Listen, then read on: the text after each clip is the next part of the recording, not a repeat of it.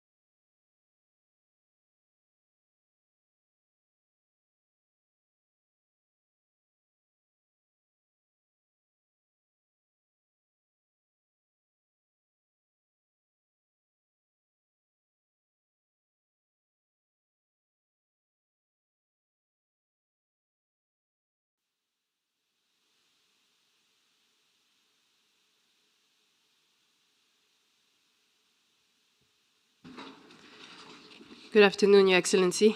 We thank you for hosting this press conference. We'll welcome members of the local, regional, and international media. And with your permission, Mr. President, we will proceed directly to questions. We remind members of the press to please state your name and media organization before you ask your question, and please keep it to one question. KNC. Thank you, Excellence. My name is Kakoza Mwiza Charles, commonly known as KNC. I work for TV and Radio 1. My question, DRC government rejected or refused to put into place the commitments, Washington commitments of June 27th. And recently we heard that you may meet with Congress President in the USA. If true, what should we expect regarding the Eastern Democratic Republic of Congo peace and Rwanda in particular. Thank you, sir. Well, I'm sure you are familiar with these stories where people may say one thing and do a different thing altogether. And sometimes it even becomes a pattern for some people to just not do what they have said they are committed to doing. And that is a characteristic of the situation you have with the DRC. The good thing is it's always in the open, it's in public. You don't have to explain much. If they were doing it quietly, people would get confused and start saying that maybe others are actually responsible for all that they are seeing. But the good thing, they come out and say it. They agree one thing in Washington or even in Doha, and that is made public. Then the next day or week, someone says, no, we are not going to do this and this until something else is done. And even when what they are referring to has also been under discussion. And whether in your mind you agreed or not, what has come out of you, if it's on record, you definitely have a problem explaining why you would agree one thing in the room, and then when you are out in speaking to the media or to whoever, you say a completely different thing, or even renege on what you actually said you're going to do. So that is one part of it. But somehow we've been limping through this all the way. Some things done, others not, others half. And now maybe possibly with the time taken and effort, we will find ourselves in Washington, which I should have started with. I think the fact that there is even a possibility of meeting in Washington and discussing or agreeing or signing anything is a good effort. For all the years before, we haven't had anything like that. We have had people come visit us, visit Rwanda and Congo, and rush to the UN and the Security Council and make decisions and make announcements and pass resolutions. That's why in the first years we spent a lot of time on that without really having anything tangible in place. I think this process or the two processes, one in Washington, another in Doha, but talking about Washington, it's a good step in the right direction. Whether we arrive at a decisive moment that gives us a clear possibility and optimism that we are near finding lasting peace and so on. Yeah, it's something we can still continue to hope for and work towards. But at least there is that possibility, there is that framework that is in place. And the Trump administration seems to have done their best. You know, some of these processes will not work, not just because we are meeting in Washington or the powerful United States is involved. Yes, they have a big role to play. It's what I was praising them for, having made a huge effort. But until those people concerned directly, they themselves want and commit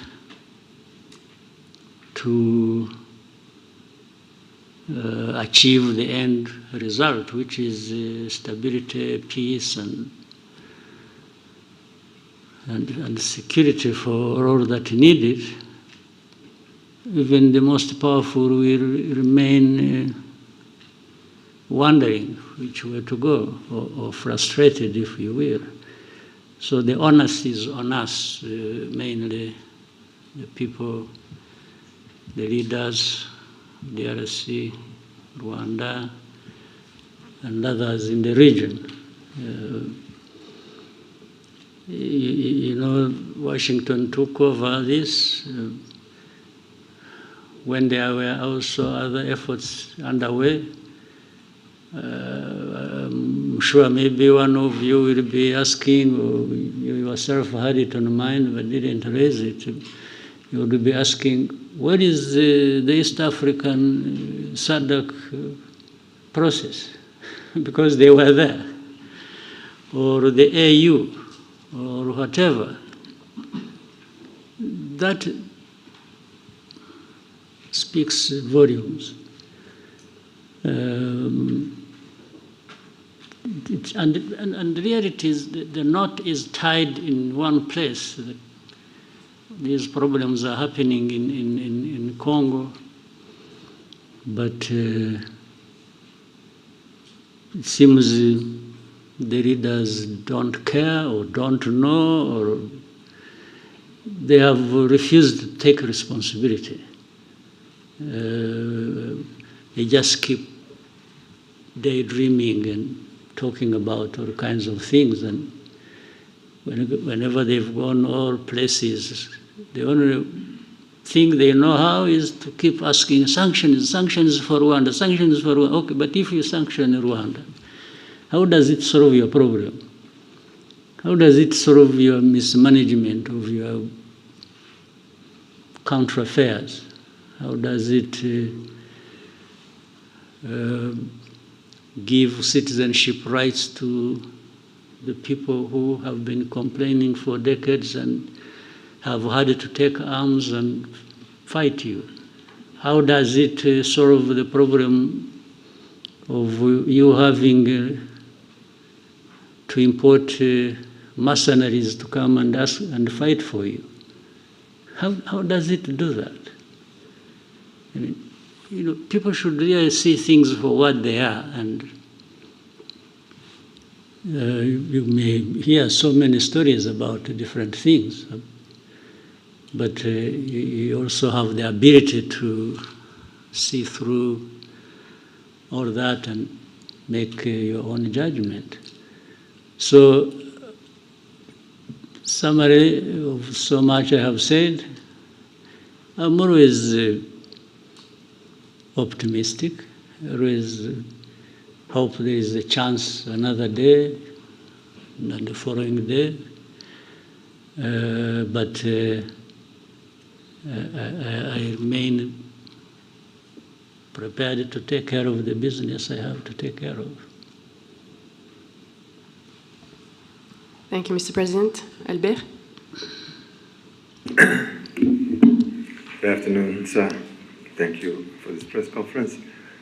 Kind of a follow-up on where we started. At the same time that we have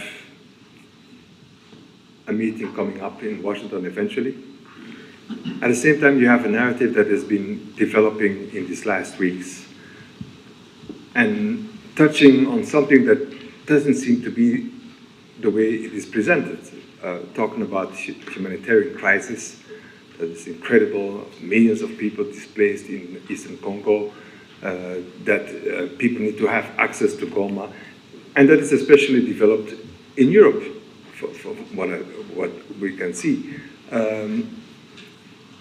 So sometimes also it reminds me of 10 years ago, or in 2012, 2013, what is this thing about Goma?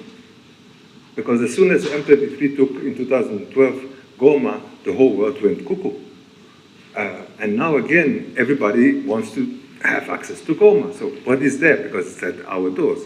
At the same time, I believe that after 25 years, to have MONUSCO there, which was also part of the forces that, beginning of this year, were shooting at Rwanda.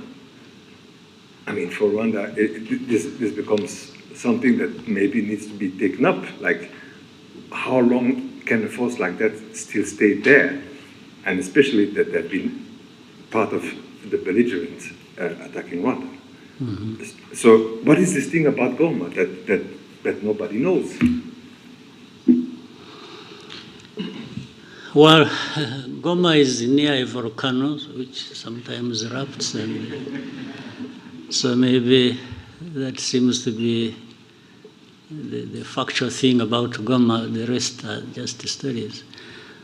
But from what you started saying, what is it that didn't actually originate from Europe? You asked something about Europe, and you are saying the stories about Goma and so on are originating from Europe. But what is it that didn't originate from Europe about this story or about this problem? If you look at the whole history and the old history, but even the recent history, you have had Europe always in the mix of things in and between our countries, and even to do with the crisis we have in Eastern Congo or the region.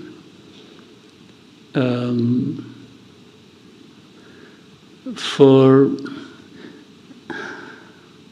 about Goma, I don't fully understand. And talking about humanitarian crisis, yes, there is suffering. There is no question about it. But actually, it seems there was more suffering before the crisis,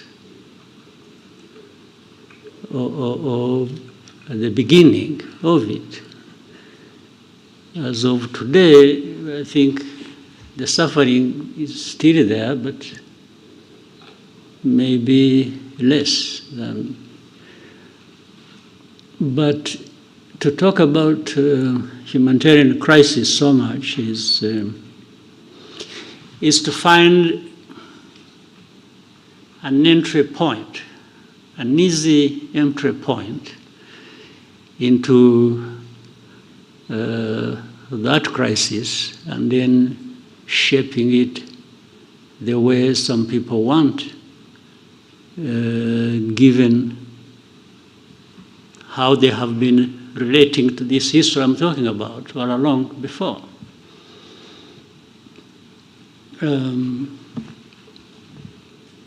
You cannot talk about just crisis or humanitarian crisis without highlighting the root cause of that. And people have always avoided bringing up matters to do with the root cause, because in the end it exposes people like that. So there is always a way to shape things in a manner that there is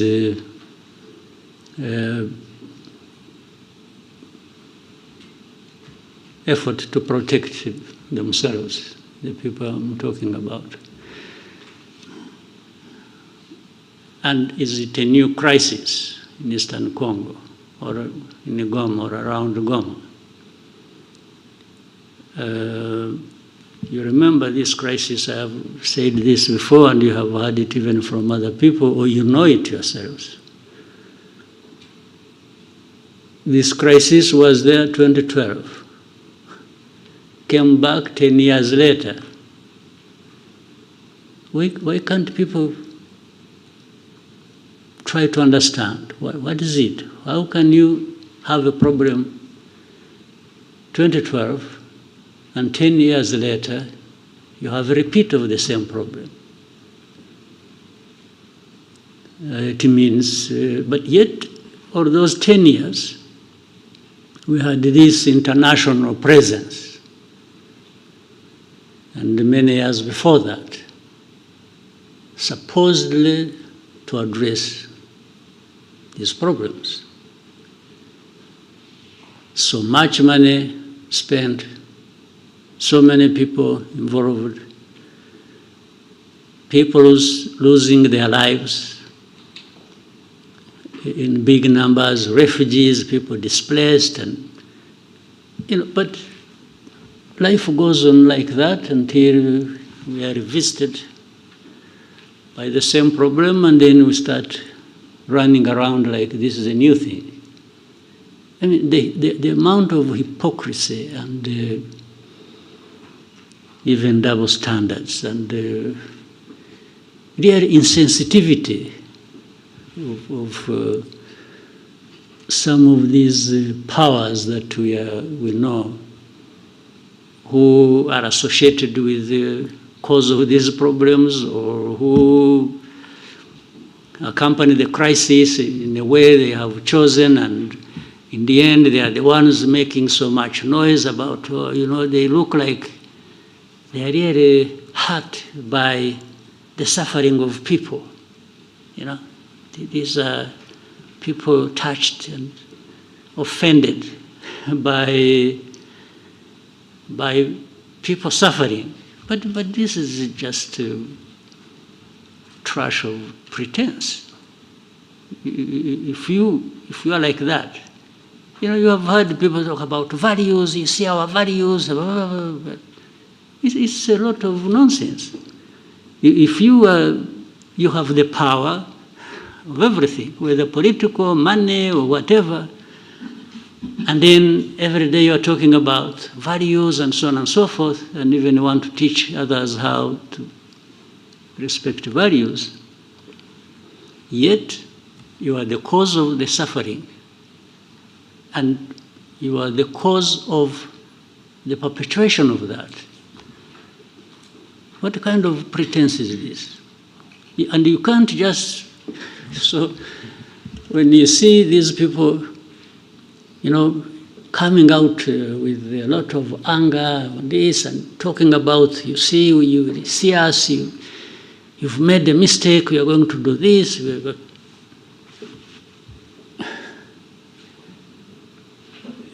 In the end, all they are doing is adding more suffering to the suffering that is already there. It's not actually addressing any problem. So Goma, but if anyone wants Goma, that's fine. For whatever reason, whether it is ritual or,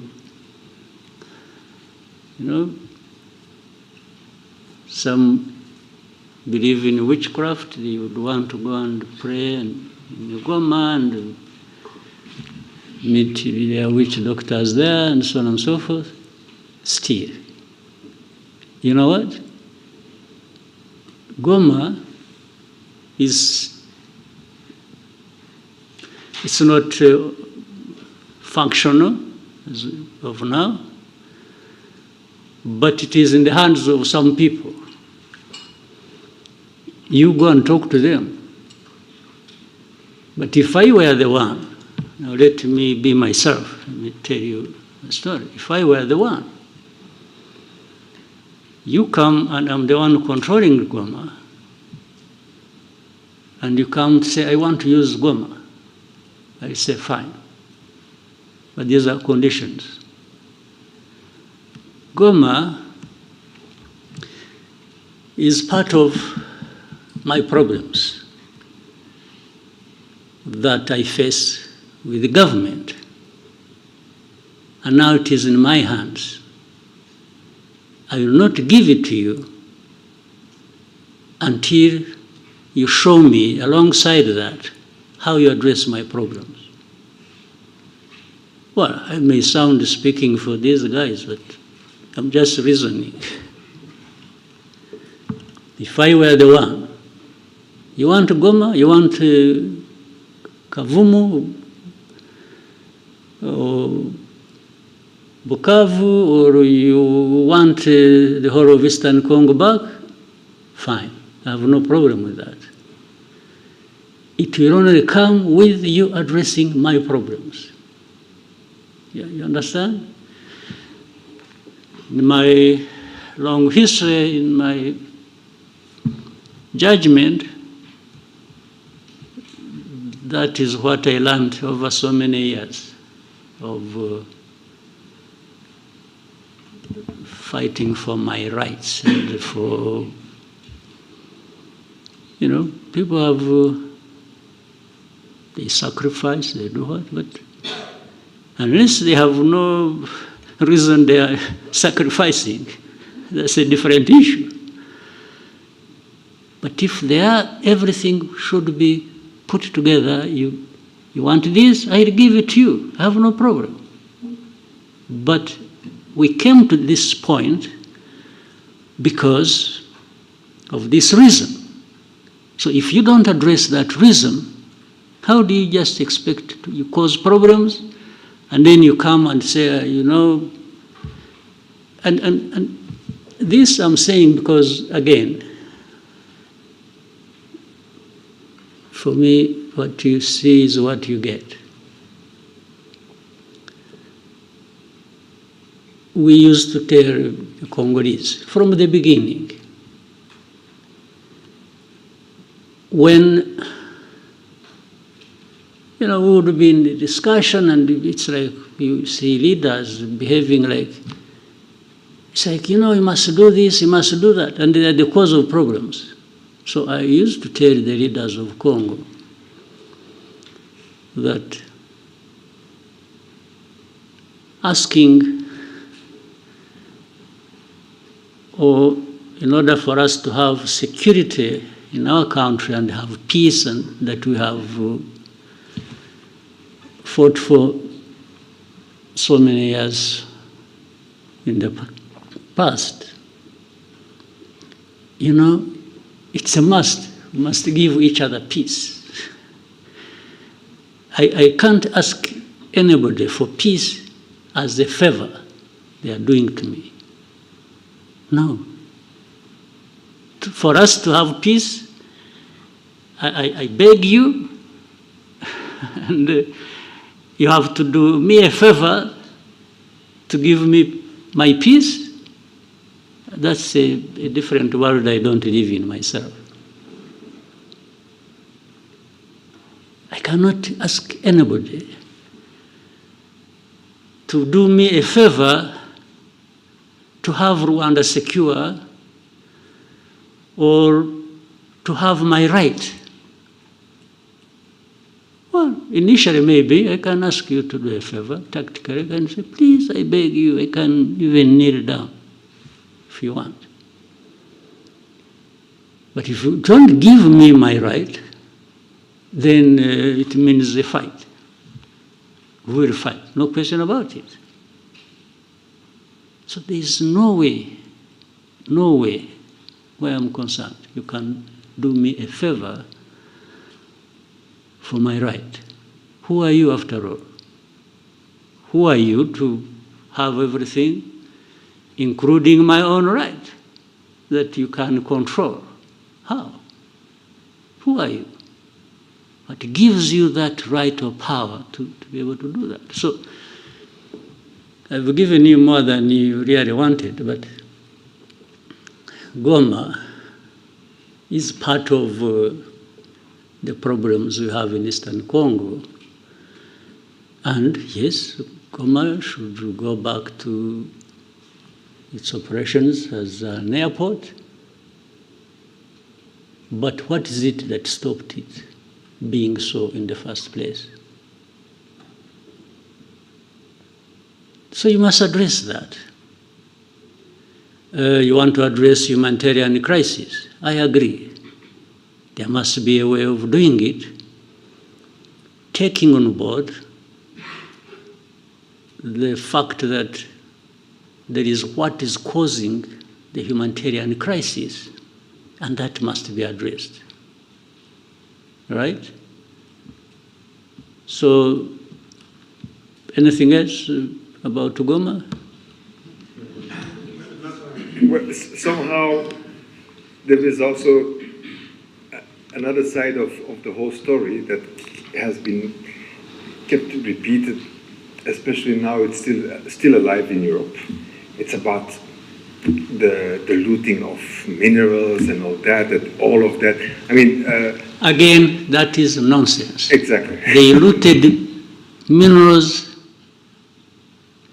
better than anybody, worse than anybody I know of in history.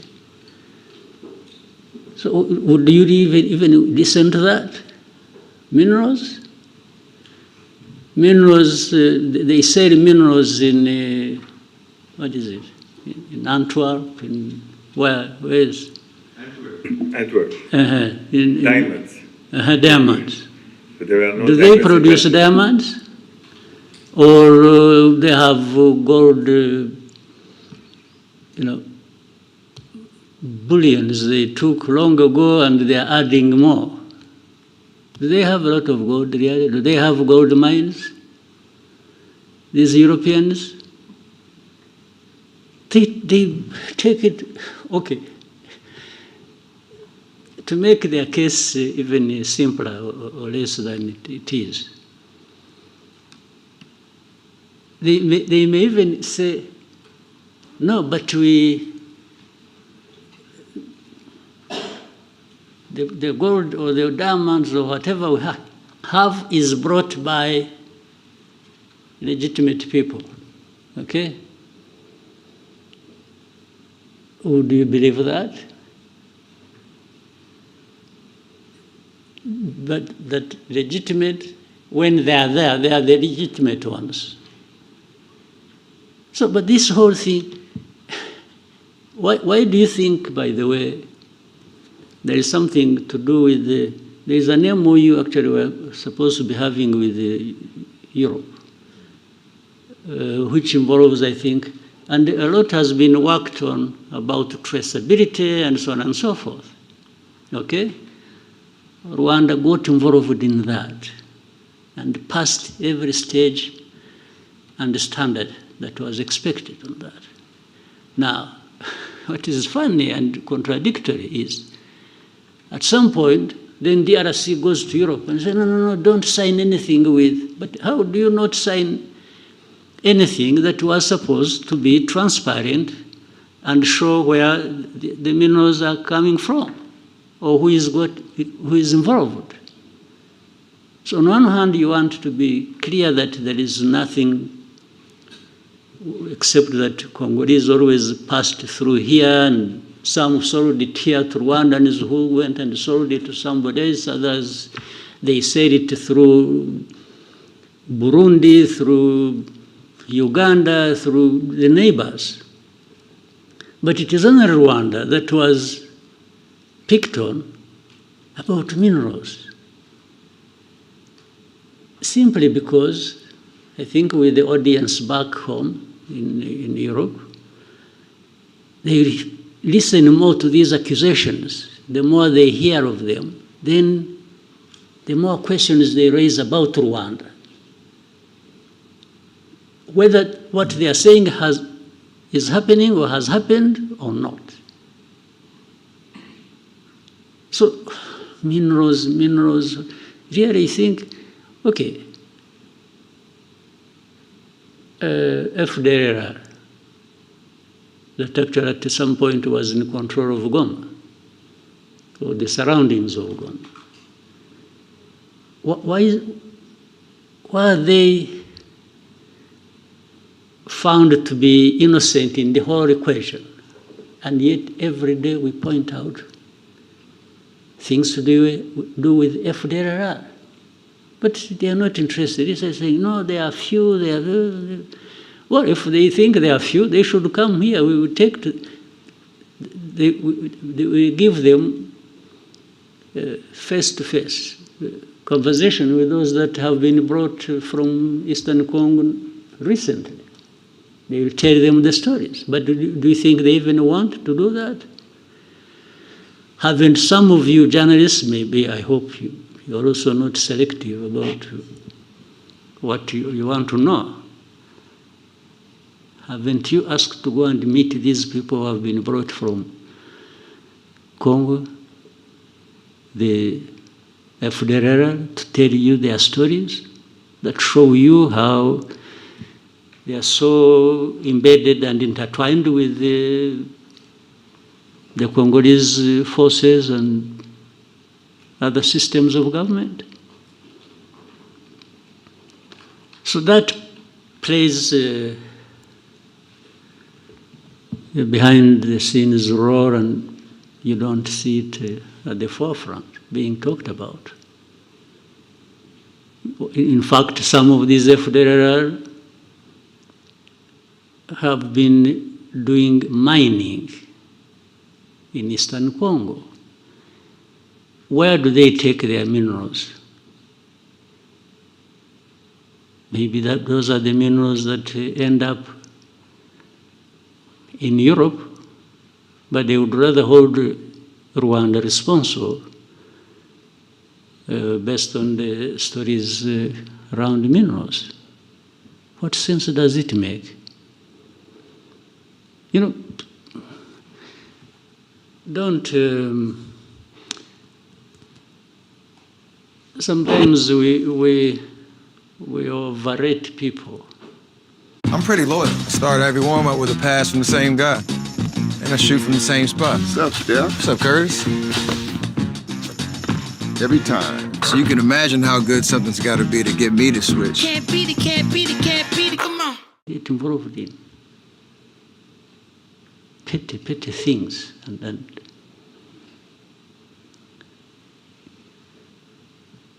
without borders. Okay?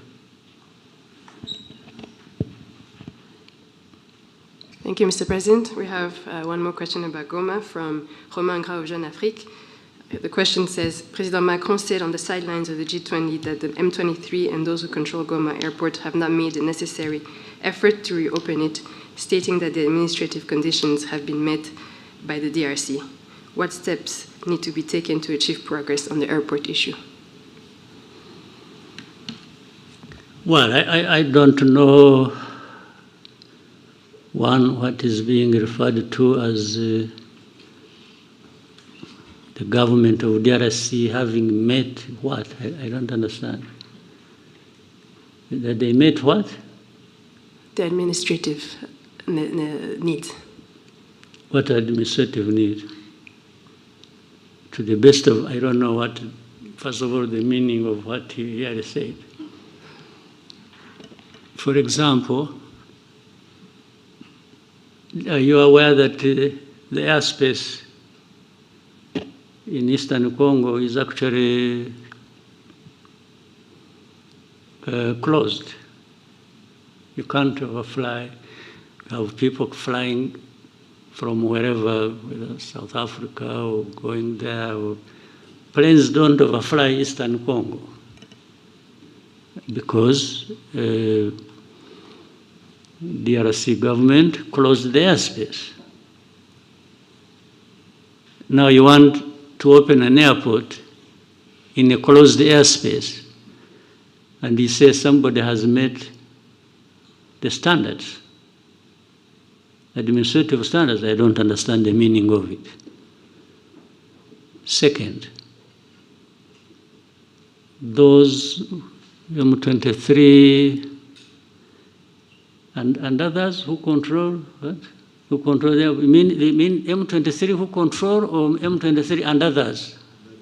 And those who control. Ah, okay.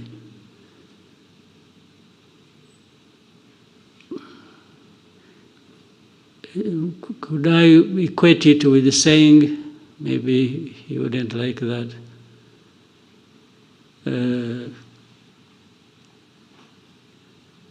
the government of DRC, the FARDC, and FDLR. FDLR actually has a big control in that area. They are being fought every day by the M23, even before those who control the airport come in. So would President Macron wish to say something about FDLR? I don't think so. You know the reason? There is a whole story about FDLR and those others from Europe. We'll talk about the airport, those others who control it other than M23. There are those others from Europe who control FDLR. That's why they are always quiet about FDLR. You see always when issues about Eastern Congo, about Rwanda backed M23, and then when FDLR, they are really whispering. They don't even want anybody to hear it. And then for government of DRC, it's some individuals who get involved in these wrong things. It's not the government. I mean, this selective way of presenting issues and even wanting to address matters sensitive like that, based on how you have selected to handle it, I think it becomes part of the problem. By the way, that's why I was saying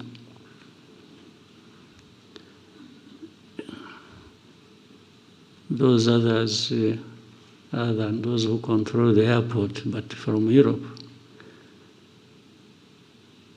have been part of this problem as of origin of 31 years ago tragedy we had here. You've been associated with that. Maybe with time, when if those things keep coming up, and the way they have been, we will say more about that. I think if they think we can be silenced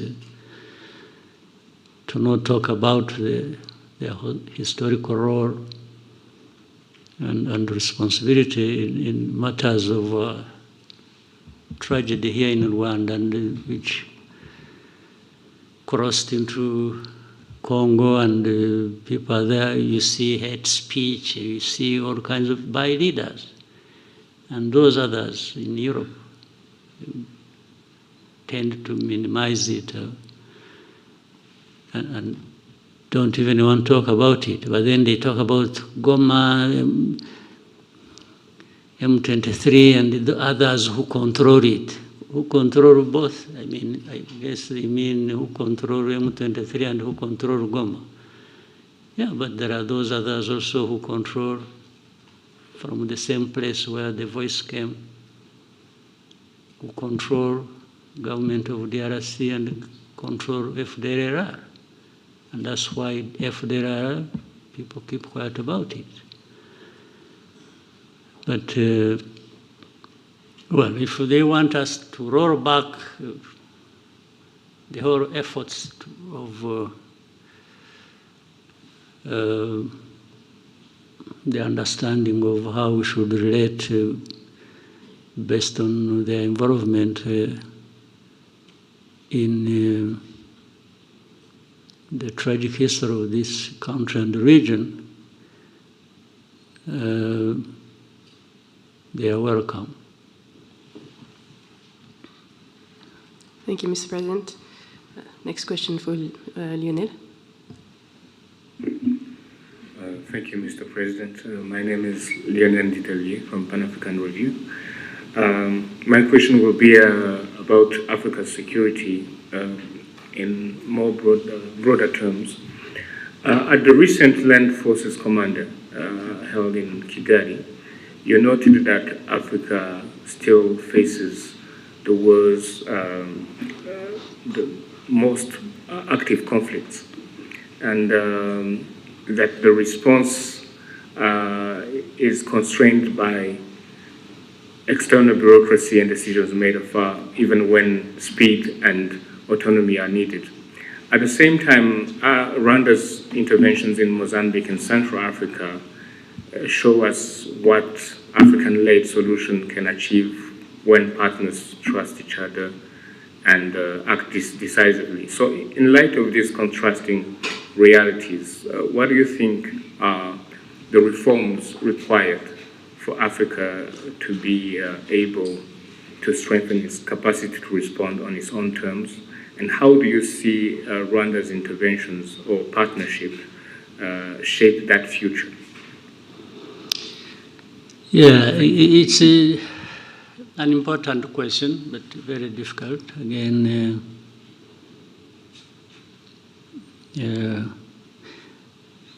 I think if I remember the saying, you can take horses to the well to drink water, but you can't force them to drink. You take them there, but it is the horses to drink the water anyway. If they don't want, you can only stand by and watch, isn't it? So I think Africans, we have everything. We have the water in front of us and we are thirsty, we should be drinking. But we find an excuse for not drinking the water. I don't think we need anybody coming and whipping us into that. So when the Africans decide to drink the water that they actually badly need, I have no medicine. I can't. The only thing we try to do when we collaborate with our brothers and sisters on the continent, like in Mozambique or Central African Republic, or participate in other efforts, we are only trying to say, we can drink the water. We are actually drinking the water based on our thirst for it. And then it's like saying, why don't you? Telling somebody else, why don't you quench your thirst? So, I don't know. There is nothing Africa doesn't have, actually. All these things, or these areas where we fall short, I can only be surprised and say, why? Why do we keep falling short on everything, including the provision for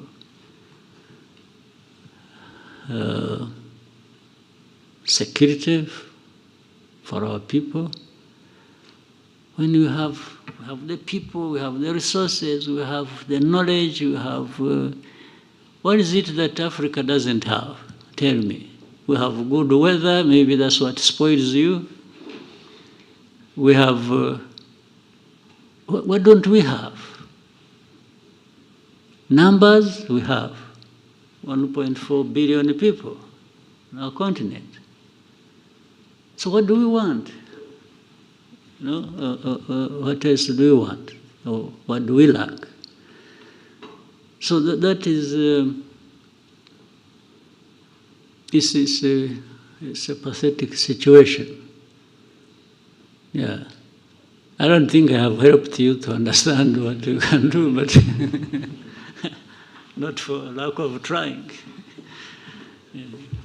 Thank you, Mr. President. We take one question and then go to break from Anangwe. Thank you, Mr. President. Eugene. Maybe why don't we continue a little bit, then maybe another 15 minutes and then take a break. Eugene Anangwe, we're CEO, founder, East Africa Media Group, and the Africa Leadership and Dialogue Institute. Mr. President, my question is on leadership. And I listened to you keenly at the recent Unity Club forum, where you challenged Rwandan leaders to reflect on what's holding Africa back. And I remember you talking about feeling that this is linked to leaders who pursue individual gains.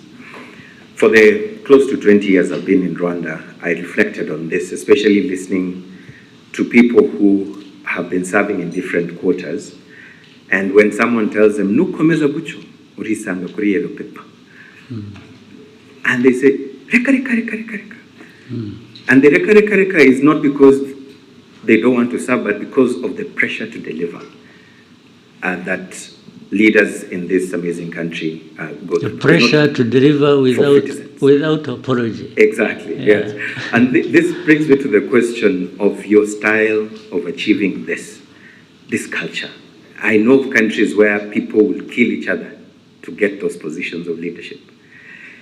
But here, not everybody can take that pressure to deliver without apology. So if you were to deliver a lecture at President Kagame's School of Leadership, what would those three things be that you'd say about this subject of servant leadership that happens in this country? And then the East African community, the momentum seems to have died out. Checking on ground, people feel like it's not the same pressure, the same momentum that was there. I know in this room, half of the people might not know who's the current chair of the ESC Heads of State Summit. It's not like long ago where there was a lot of hype around this. Something must have happened, Mr. President. I don't know if you also feel the same. What is that might have happened? And what do we need to do to be able to bring back that momentum that we had about this fastest growing regional economic bloc? Thank you. Well, to start with the last, I think you hire different people. You hire different leaders and see if they can. But leadership is a broad subject and always discussed in every corner and part of the world. It doesn't mean one thing. Many people have different definitions or interpretations of what should happen. I'll give you my take. It's so simple. First, leadership isn't about just serving yourself and being proud that you've done something for yourself, except you can do that only if you are delivering something. Because if you are leading people and you are delivering and you see the benefits reflected in the lives of those people, then you can have personal satisfaction and pride. So this is different from what I started by saying. If you lead and you're so much involved in what you can do to benefit yourself, that's the opposite. I can only serve to benefit myself by being satisfied that my role as a leader is benefiting those I lead. Well, but that then becomes the theory, the broader theory or philosophy of leadership. But we also know that more importantly, there is the practice of it, the real tangible results you can see and hear from. Your documentation deserves more than ending up as a PDF. With Fluid Topics dynamic content delivery, publish content from any source and deliver personalized content experiences through all digital channels. So with that understanding, which I think many people have, the rest becomes a choice of how you are going to live your life and the purpose of any service or leadership role you may be playing.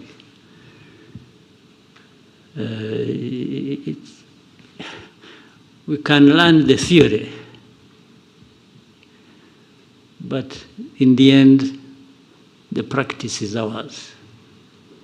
Yes, you can study and have degrees bestowed upon you about leadership, and you can be an expert and be there actually teaching leadership, and everybody moves out of the room energized and feeling on top of the world. But the moment you step out of the door, the choice is yours. How you use that energy to fulfill the obligations that the theory was talking about.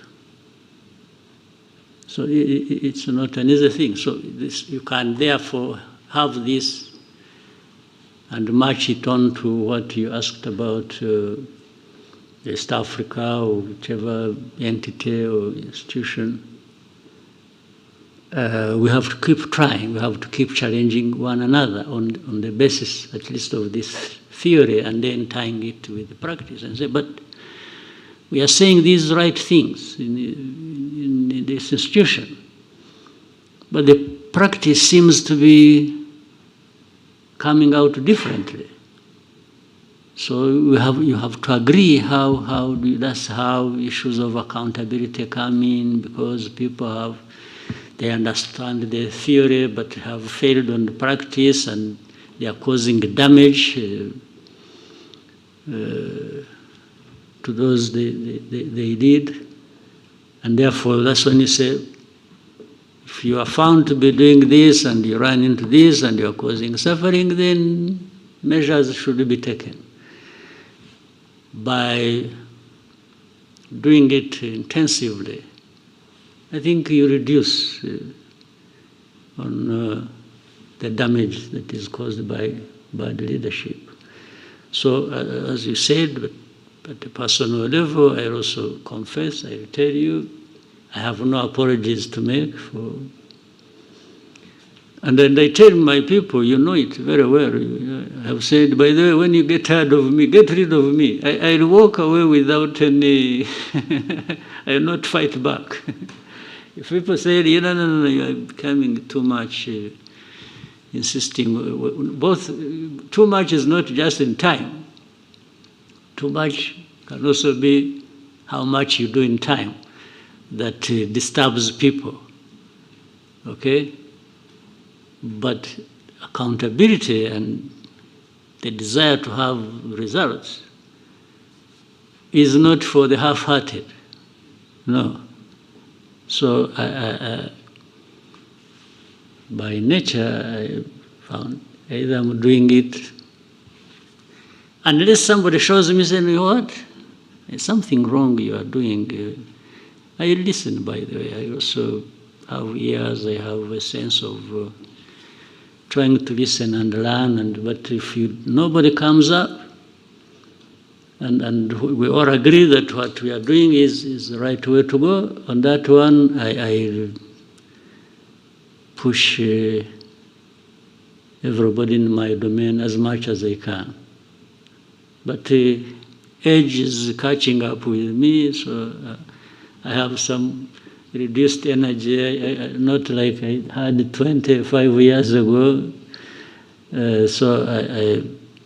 But I still have, I can still bite. I still have some, right. Thank you, Mr. President. Vincent? Marco's Excellency, Vincent Gassana, Katie Press.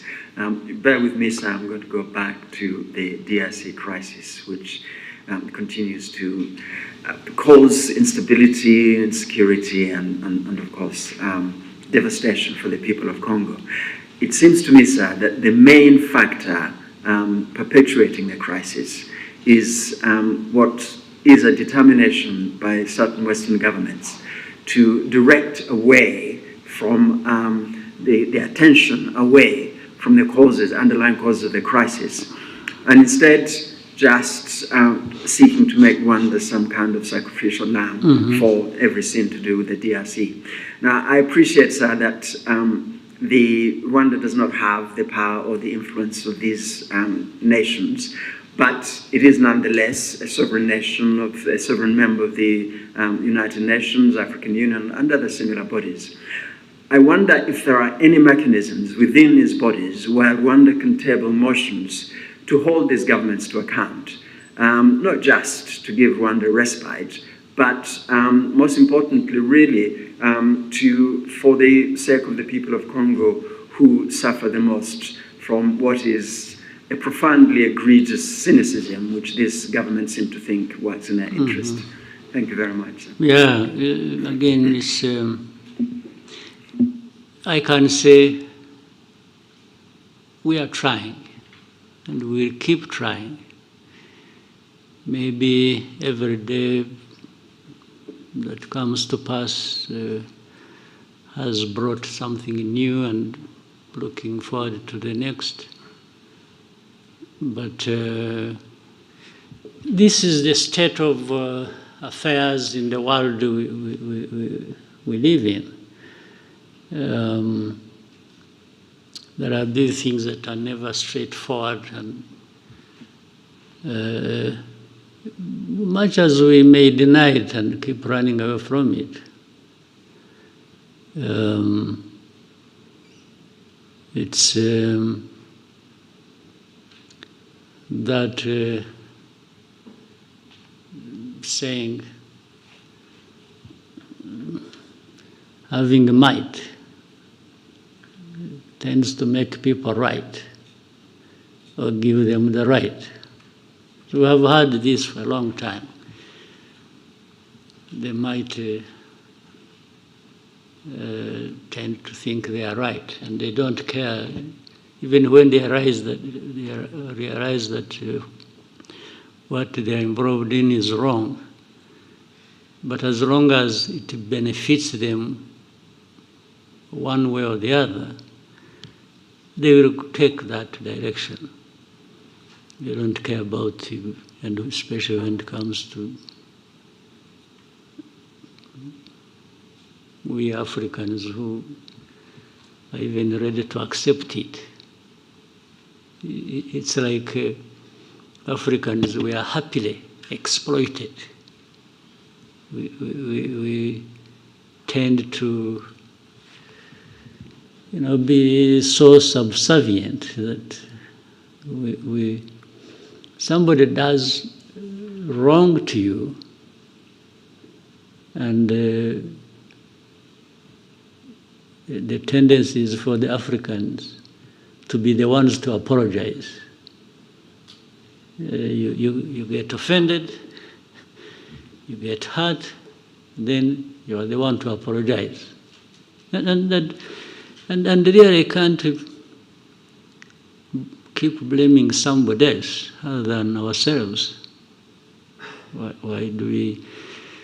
So, but we can't keep quiet. We always raise these issues. I'm sure there are many who are capable of doing that and who want to do that. We all can't be silent in this case. So while our power is limited, it's not like theirs. One, we have to reject it, that we can't just be treated the way we are. The second is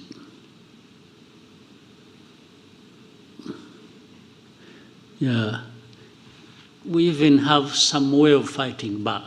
Fighting back includes to keep exposing the truth about all these lies and the suffering that is brought upon us, we Africans. Of course, that requires you have to have people who are like that, but then above all, you have to have a coordinated effort. That's why there is always a search for African this. You are talking about, you are from Pan-African something. Yeah, the Pan-African means really working together, finding like minds to, and not accepting that we can, whether at individual level or at a collective level, we just have to. So there is always a moment, there is always a chance, there is always a place where even speaking up and speaking out makes a difference. That's what we have to do. And knowing that most of these crises, actually, when you look a bit underneath, there are things like this. We are talking about Congo a while ago.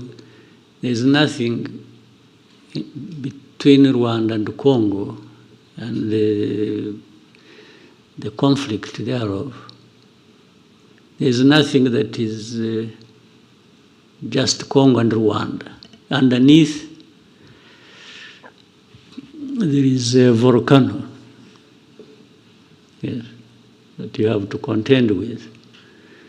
There are these external factors and actors and forces that are operating. So the moment you are conscious of that and keep finding ways to minimize the damage it causes, I think the better.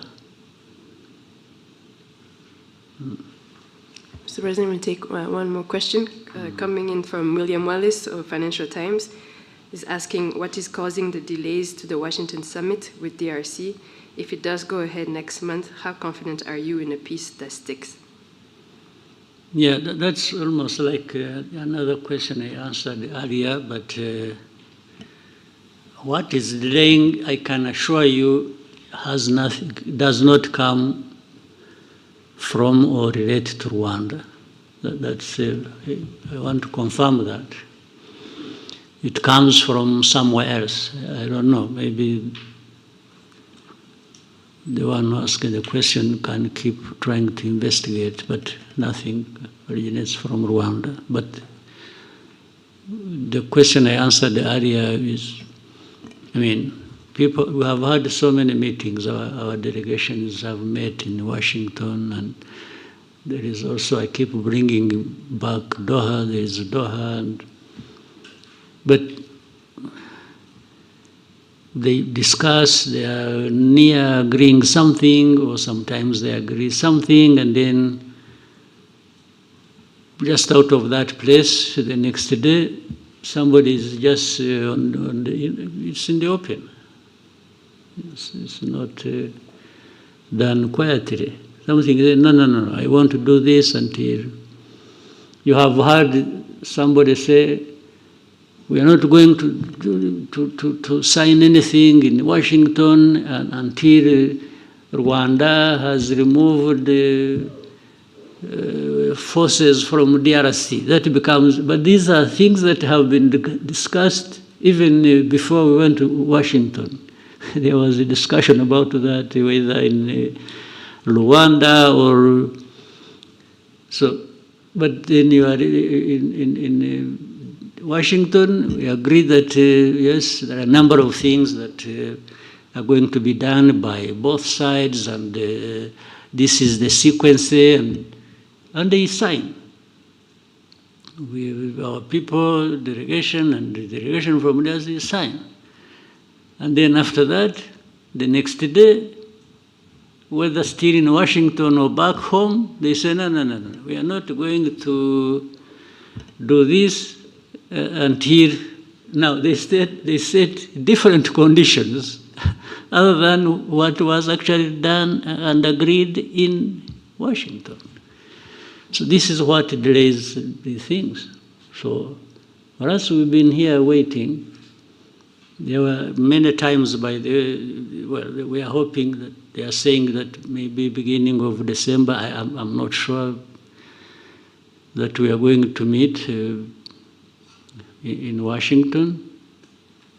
I'm not sure whether tomorrow somebody doesn't say, no. For me, I'm not going to Washington because either last night he dreamt or was told by a priest whether the backward, the old priests or the new ones, that it's a bad idea or it's a bad omen to do this. And somebody just says, I will not go. So what can I do?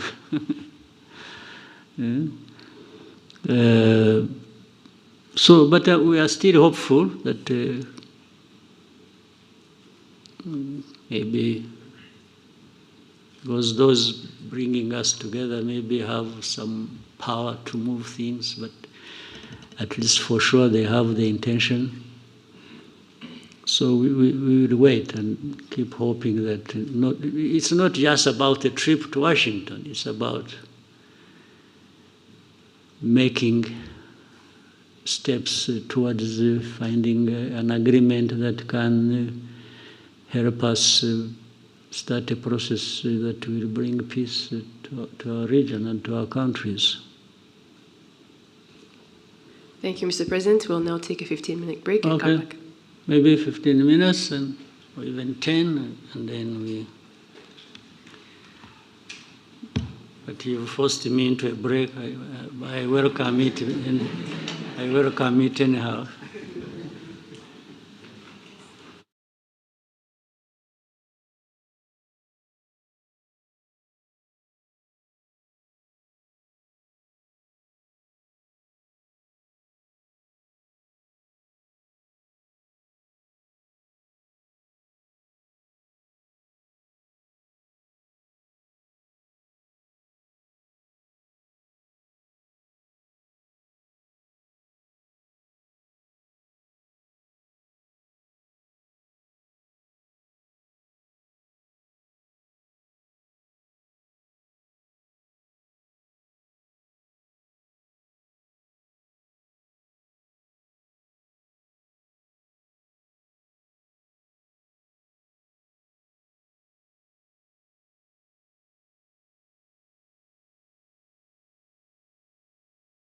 Le Canada vit une période d'incertitude économique. Notre plan pour bâtir un avenir plus sûr commence par le Cercle de Feu, région du nord de l'Ontario, riche en minéraux critiques nécessaires pour fabriquer des appareils médicaux.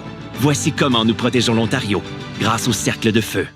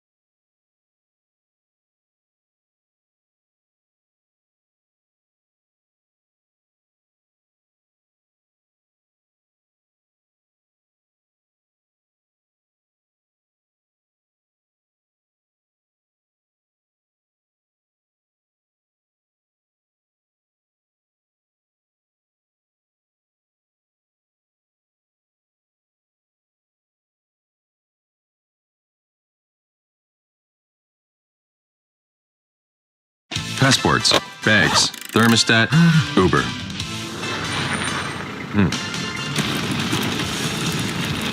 Because there are 5 a.m. flights in your area, there are drivers in your area.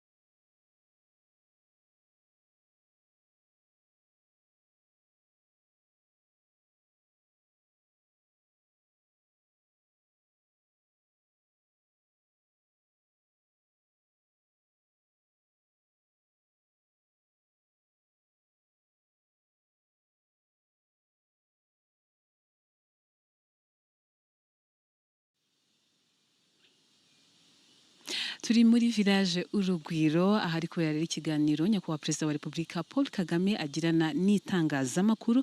Ni ikiganiro muri iki gice cyacyo cya mbere cyagarutse ku bibazo bitandukanye. Hari ikibazo kijyanye n'umutekano muke mu karere u Rwanda ruherereyemo, ahakomojwe ku masezerano ya Washington. Gusa Perezida wa Repubulika Paul Kagame akaba agaragaza ko uruhande rwa Kongo rukomeza kwirengagiza nkana ndetse no gushaka gushyira mu bikorwa ibikubiye muri aya masezerano. Hari kandi ibijyanye n'uko umukuru w'igihugu yaragaragaje uruhare rw'ibihugu byo mu burengerazuba bw'isi bwitwaza nkana kurengera uburenganzira bwa muntu, ariko kandi ari bo ntandaro y'ibyo bibazo.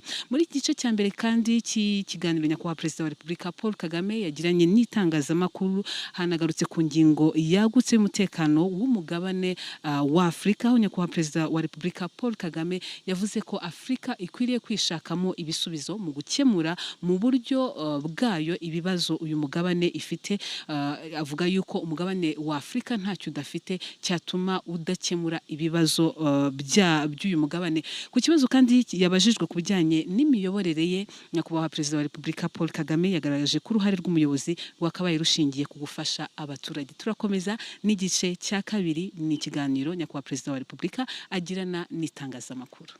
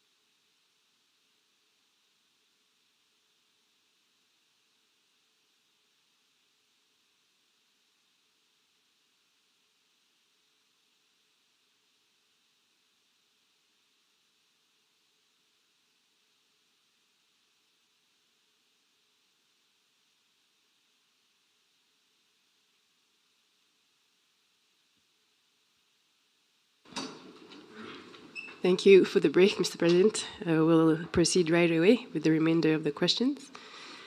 Let's start with Lacroix. Hello, Mr. President. Vivien Latour for the newspaper Lacroix in France. What are your thoughts on the very likely dismissal of charges against Agathe Habyarimana in France, and the link or influence her family could still have with FDLR through Kinshasa? Thanks. These are some of the things I was saying, how the history, the facts thereof, sometimes they keep playing out back and forth, and even leading to minimizing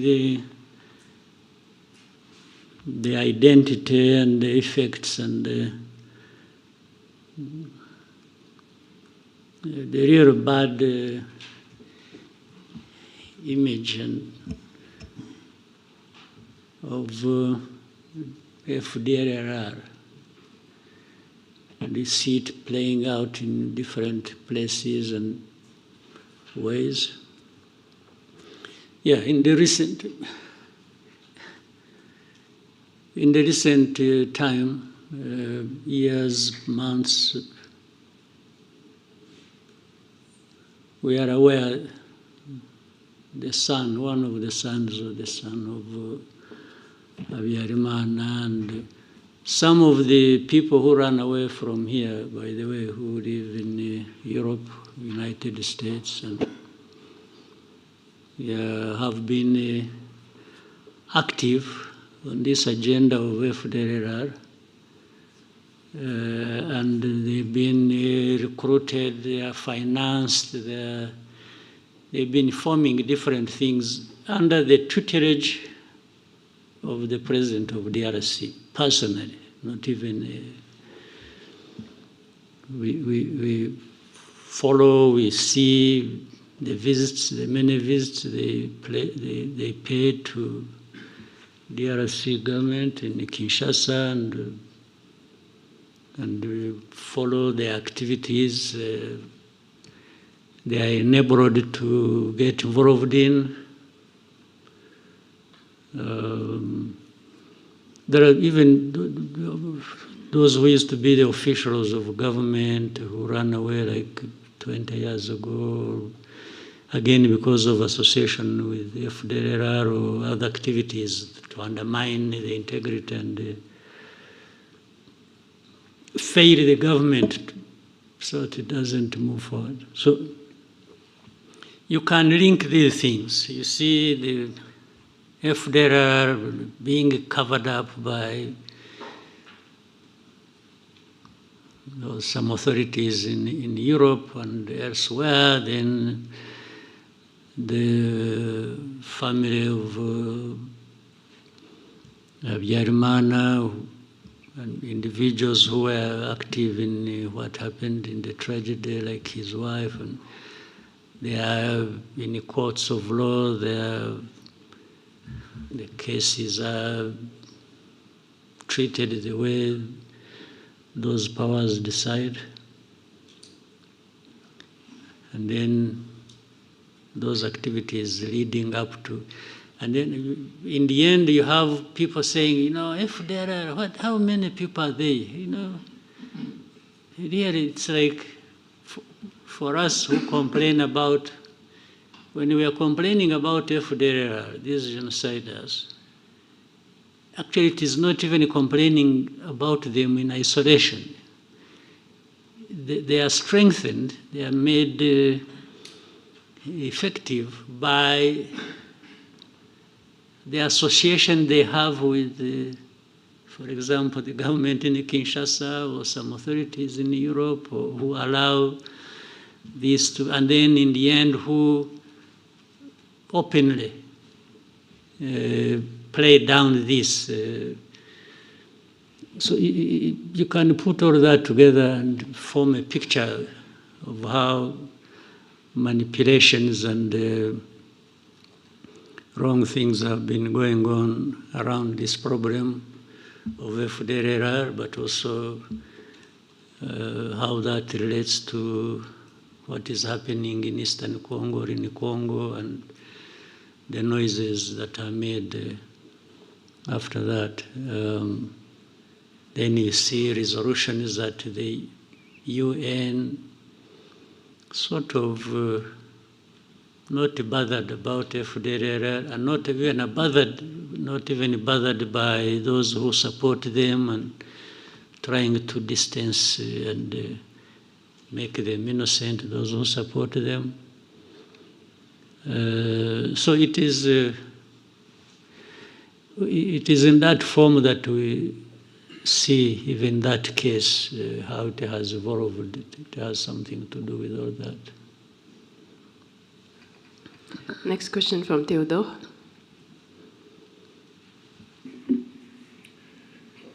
Hello, Mr. President. Theodore de Queiroz. I'm a French journalist based in Rwanda for Le Monde and the AFP, and also TV5 Monde.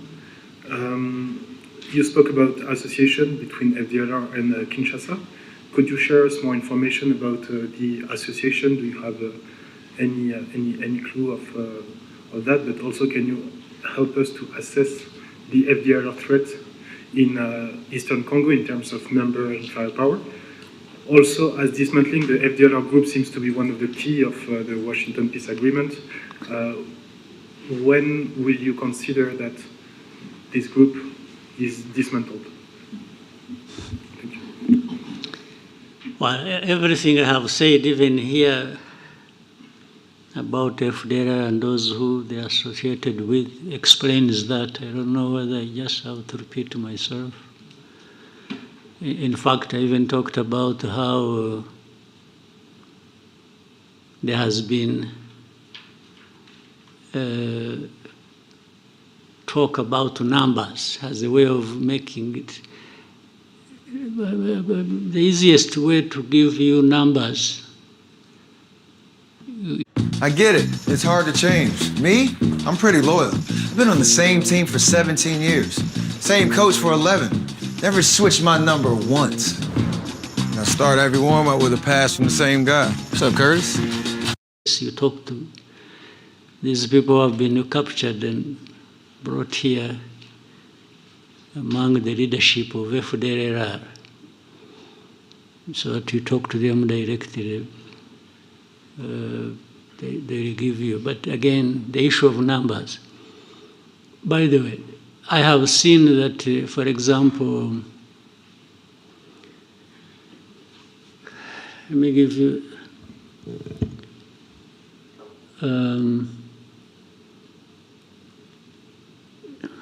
you know, in Congo, there are different forces.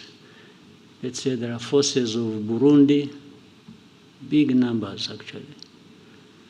Last time, since we talked about Goma, that even before just before Goma fell, Burundi had in Congo over 10,000 troops on the ground. Then you know that there are Ugandan forces in the areas of Ituri, Beni, and so on and so forth. According to DRC, these are invited, so meaning they are there legally. But for the forces, for example, of Uganda, one of the reasons they are legally there or invited is to do with these groups of ADF.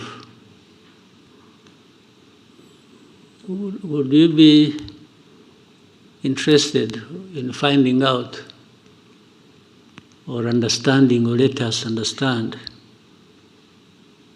in terms of numbers, how many are ADF? To make it such a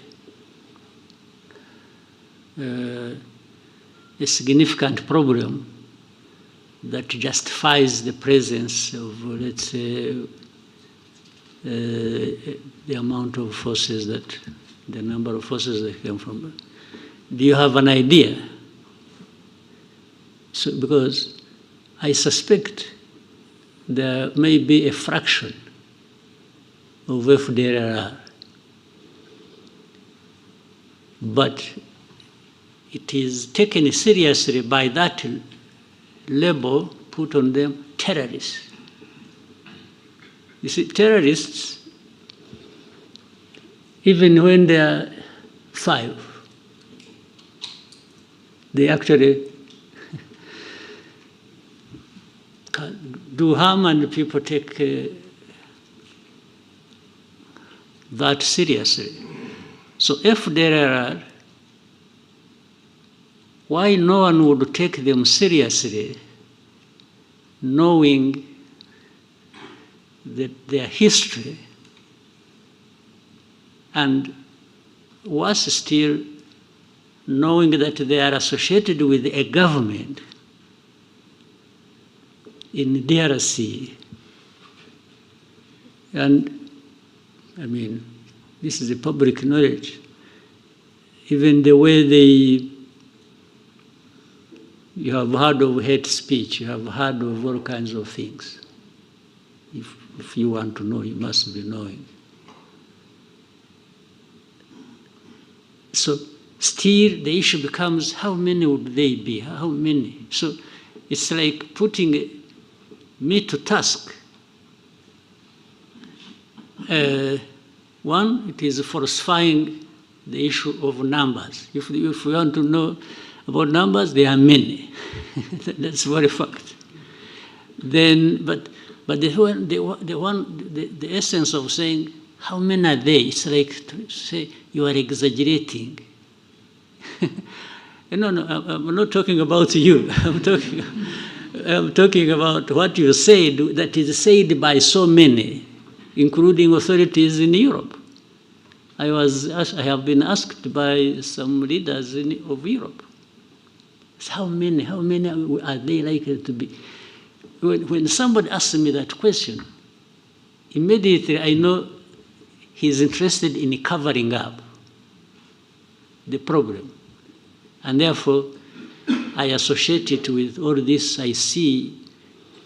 I said earlier, when you are talking about FDR, say the resolutions, the statements made at the UN, they come saying, it is really like a whisper. It is just mentioned in the passing. It's not, but the reason is so that it's like Rwanda should not be taking action against them, which means from there, I can see they are saying they are not connected with the whole history or even their responsibility in what they did here. Well, by the way, they have also questioned even numbers of those who were killed in the genocide. It says moderate this, and the others are just mentioned in the passing. It becomes an issue of moderate people who died. It's not about the mass of people who were killed in the genocide. This has been a subject of discussion and debate unnecessarily, in my view, for such a long time. So, the connection with between FDR and the Kinshasa government, my friend, I'm sure you know. And as a journalist, I'm sure you investigate, you should be knowing. I don't know whether I'm being tested to show how much I know, because I'm being asked by people who know. Then we can put it another day. Next question to New Times. Thank you so much, Mr. President. My name is James Munyanez. I'm from the New Times. Mr. President, you have previously said that Africa's instability is often the result of leaders failing their people, and that coups are symptoms of deeper governance problems rather than solutions. Mr. President, with the recent developments in Guinea-Bissau and in other places before that, like Madagascar and other areas across Africa, what do these developments reveal about the state of governance? What is that? What do these developments like the coups that we've been seeing, reveal about governance, the state of governance on the continent, and what should African institutions and particularly the leaders of Africa do differently. Because, Mr. President, there's a sense increasing among young people that maybe you have leaders that kind of protect a club of leaders across the continent, that kind of protect each other. So what should leaders of Africa and what should the African institutions do differently, Mr. President? Thank you. You know, first time when I heard about the coup in Guinea-Bissau, even now I'm not sure really what happened. But when I heard it first, I thought somebody was carrying a coup against himself. That was my first reaction. It didn't appear to me like there was a real coup taking place. Even now, I need some time to confirm. But let me assume it happened, or that in Madagascar happened. For sure it happened, because I think somebody's on the run and there's another one sitting there. To begin with, it means I'm vindicated in what I said that you referred to. And maybe we'll have more coups. And so be it. That is my approach to that question. If there are going to be more coups anywhere around the continent, so be it. Because I also believe, true, where coups are taking place, there must be something wrong that has been happening, even all along. You can assume, you can read stories, you can see and appreciate and like something, but once there is a coup, maybe 90% plus, it means in that place there has been a problem people have been not talking about or covering up or something. Now, I don't know whether you want again my opinion, which I have.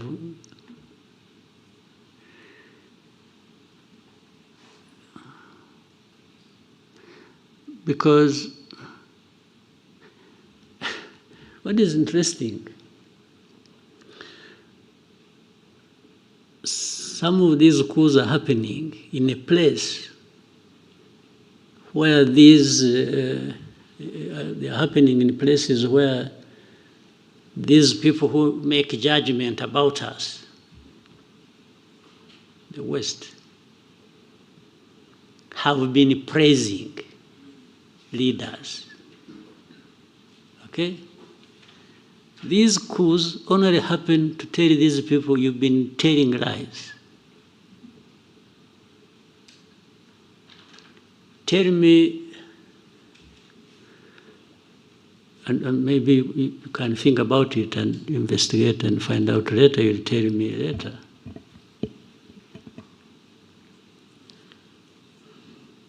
If this coup is not a coup against, let's say, in Guinea-Bissau, what do you know about Guinea-Bissau that tells you, you know what? Such a coup should not have happened. What is it? Because, or even go to Madagascar and tell me, you know, the way I know Madagascar, the way I've seen, why should the coup have happened?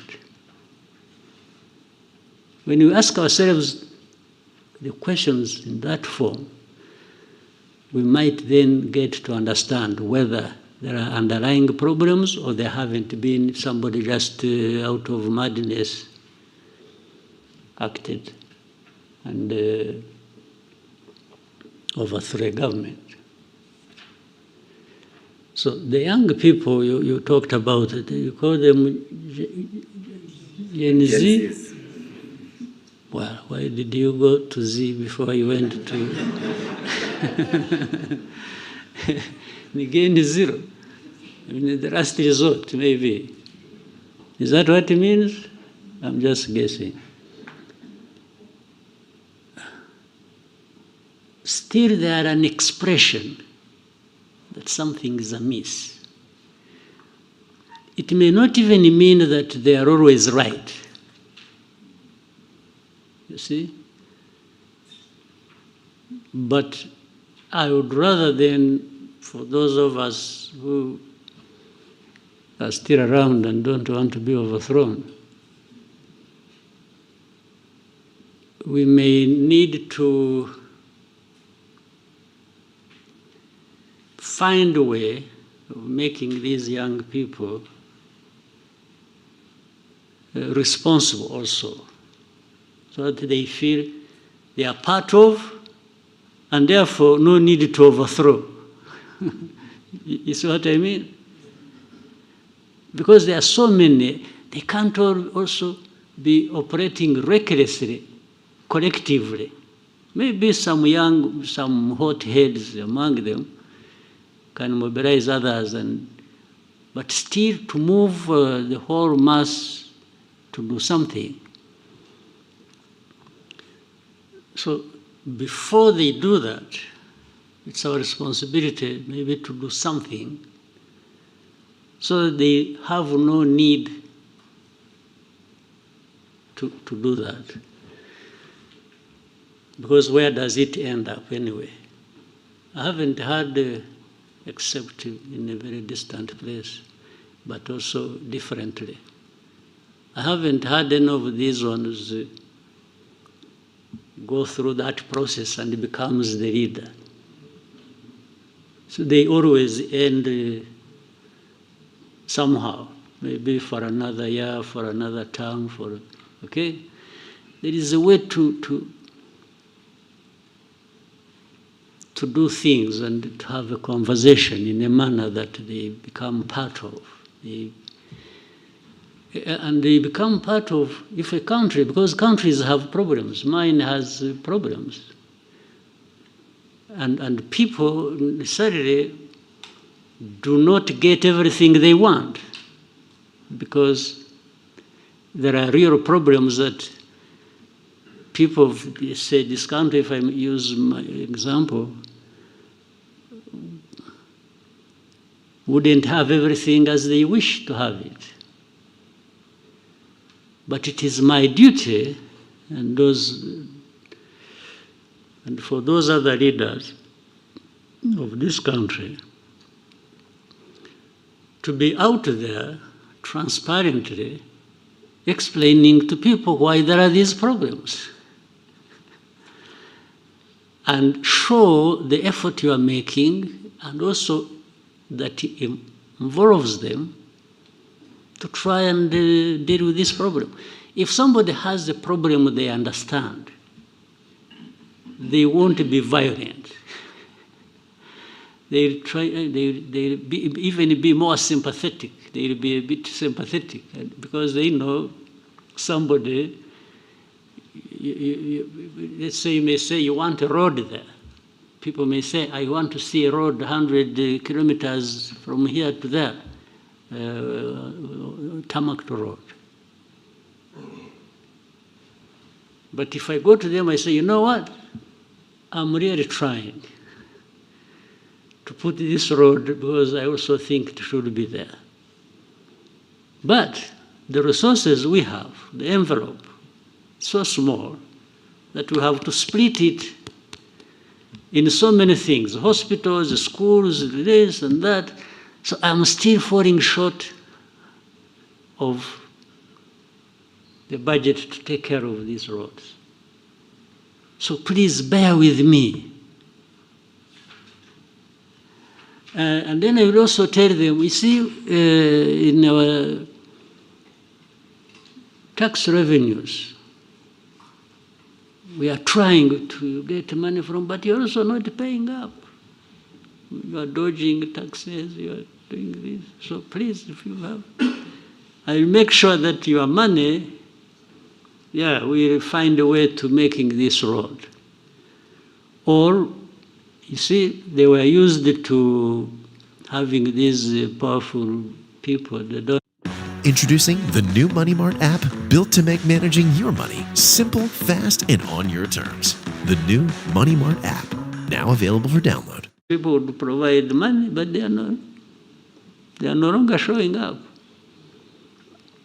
Maybe they all have their own roads to build too, and the money is falling short.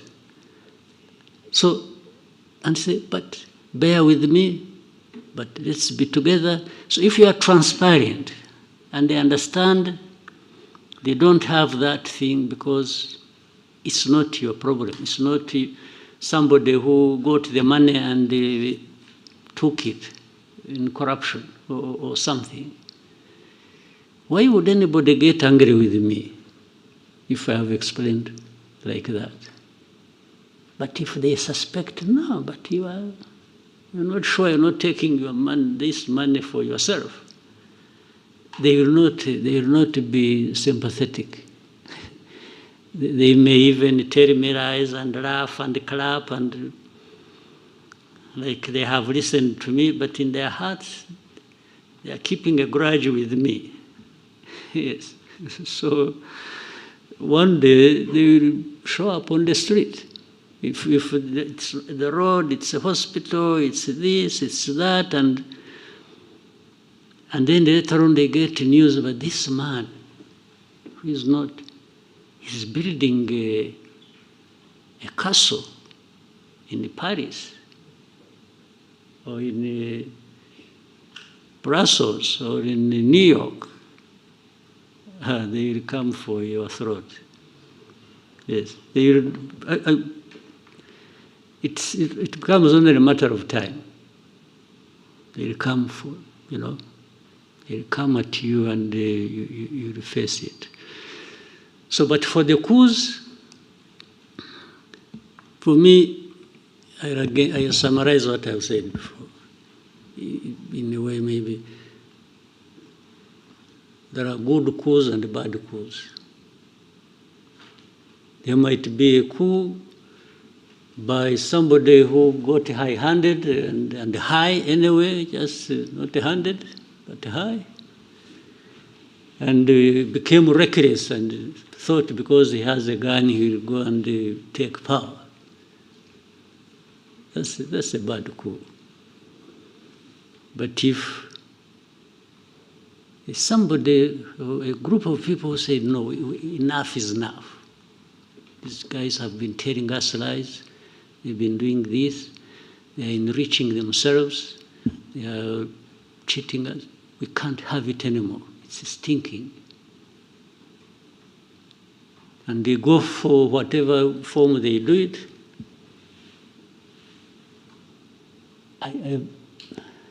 I think I'm okay with it. I know it'll be misunderstood, but I'm happy to taking the risk. I'm okay with that. But not entirely okay until I see that somebody who did that, or people who did that, and they were sick and tired, and that was justification, until they are seen to be making a difference, then I'll be, I feel settled in my mind. But if you come and do the very things you overthrew people for, or do worse, then why did you carry out the coup? I just say, no, this one deserves another coup, or should go to jail. Yes. Now, here is another tricky part there.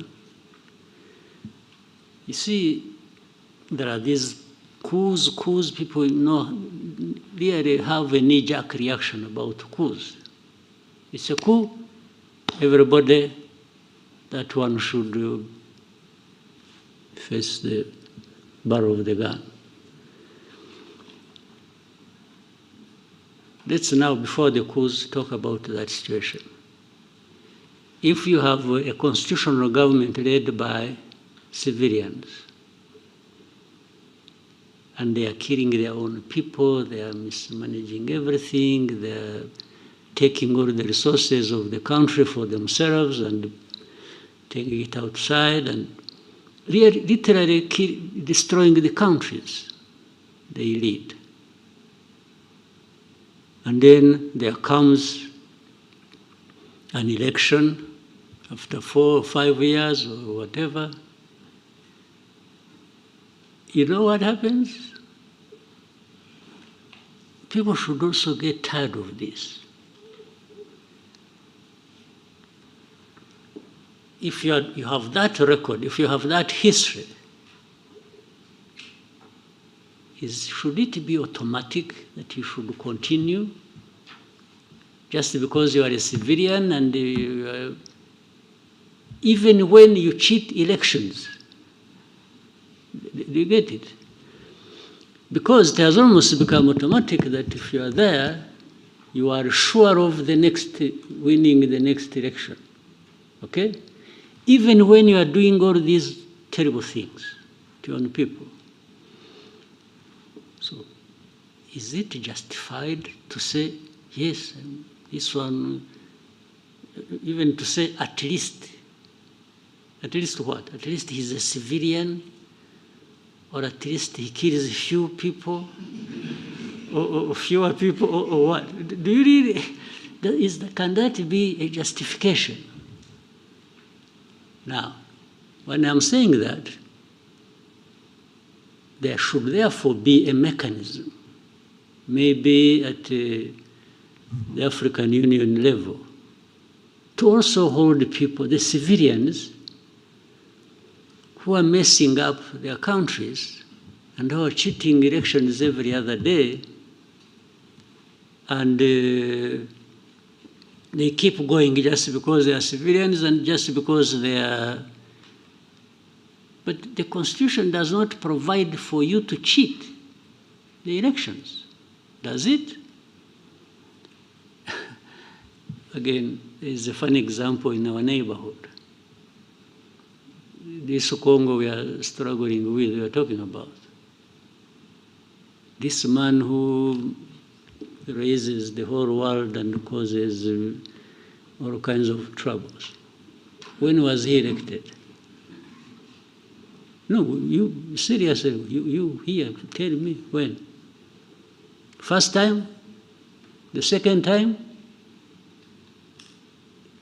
No, you are silent, but you should be giving, you must be knowing something.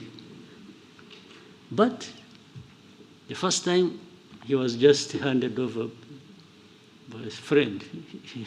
Somebody should have had won. This is public knowledge. In this one, there was a smoke screen here about election. But elections did not happen. In fact, you are likely to have a third one. It's coming. There's another third time is coming back under the same fraudulent thing. But when you see these people who talk about democracy, about everything, and it's like they're the first to send messages, thank you very much, congratulations, and even when they are privy to this information, they know it. Sometimes maybe they even encourage them to do it. They give them a call in the evening and say, please, by the way,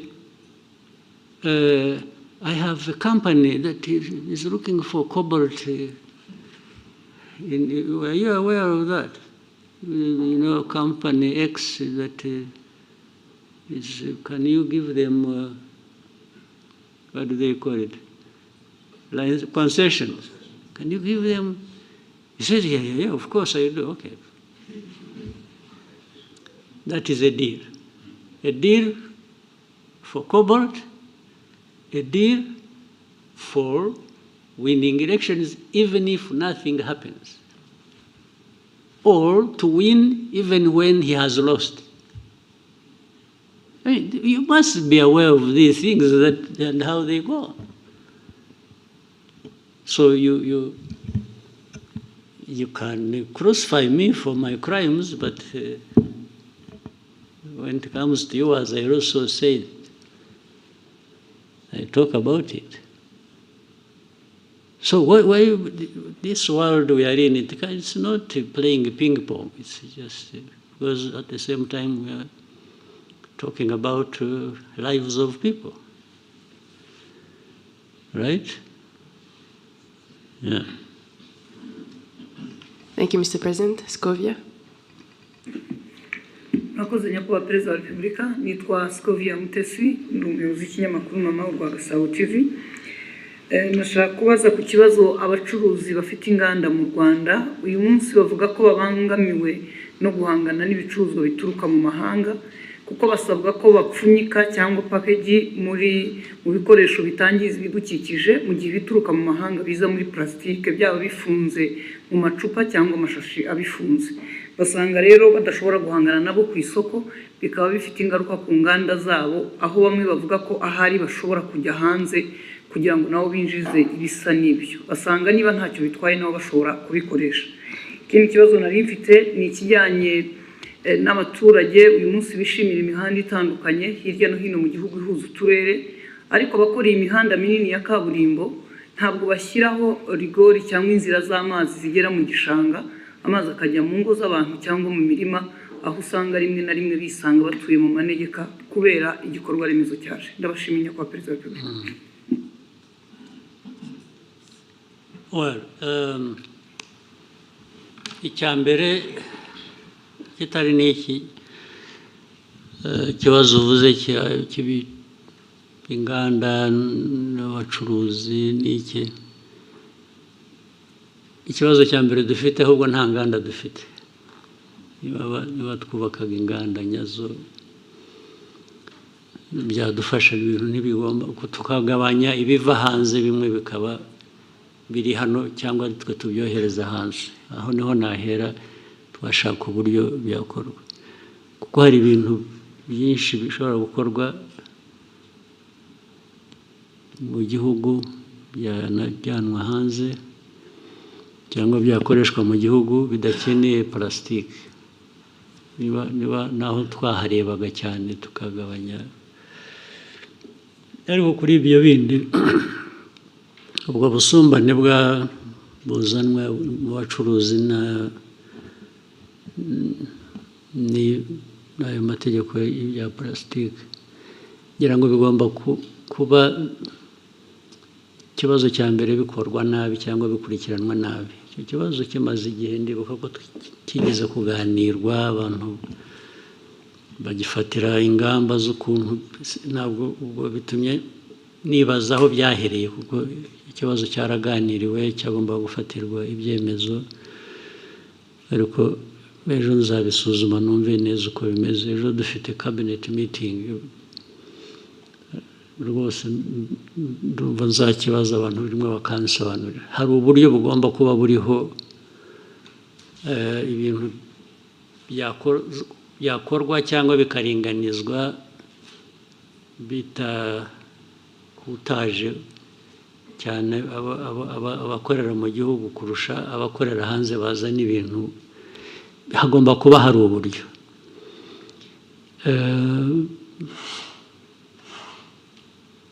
Ntibivuze ngo dukwiriye kurekura noneho, kuko nabyo uko byari bimeze twasanzemo harimo akamaro kanini, harimo inyungu nini.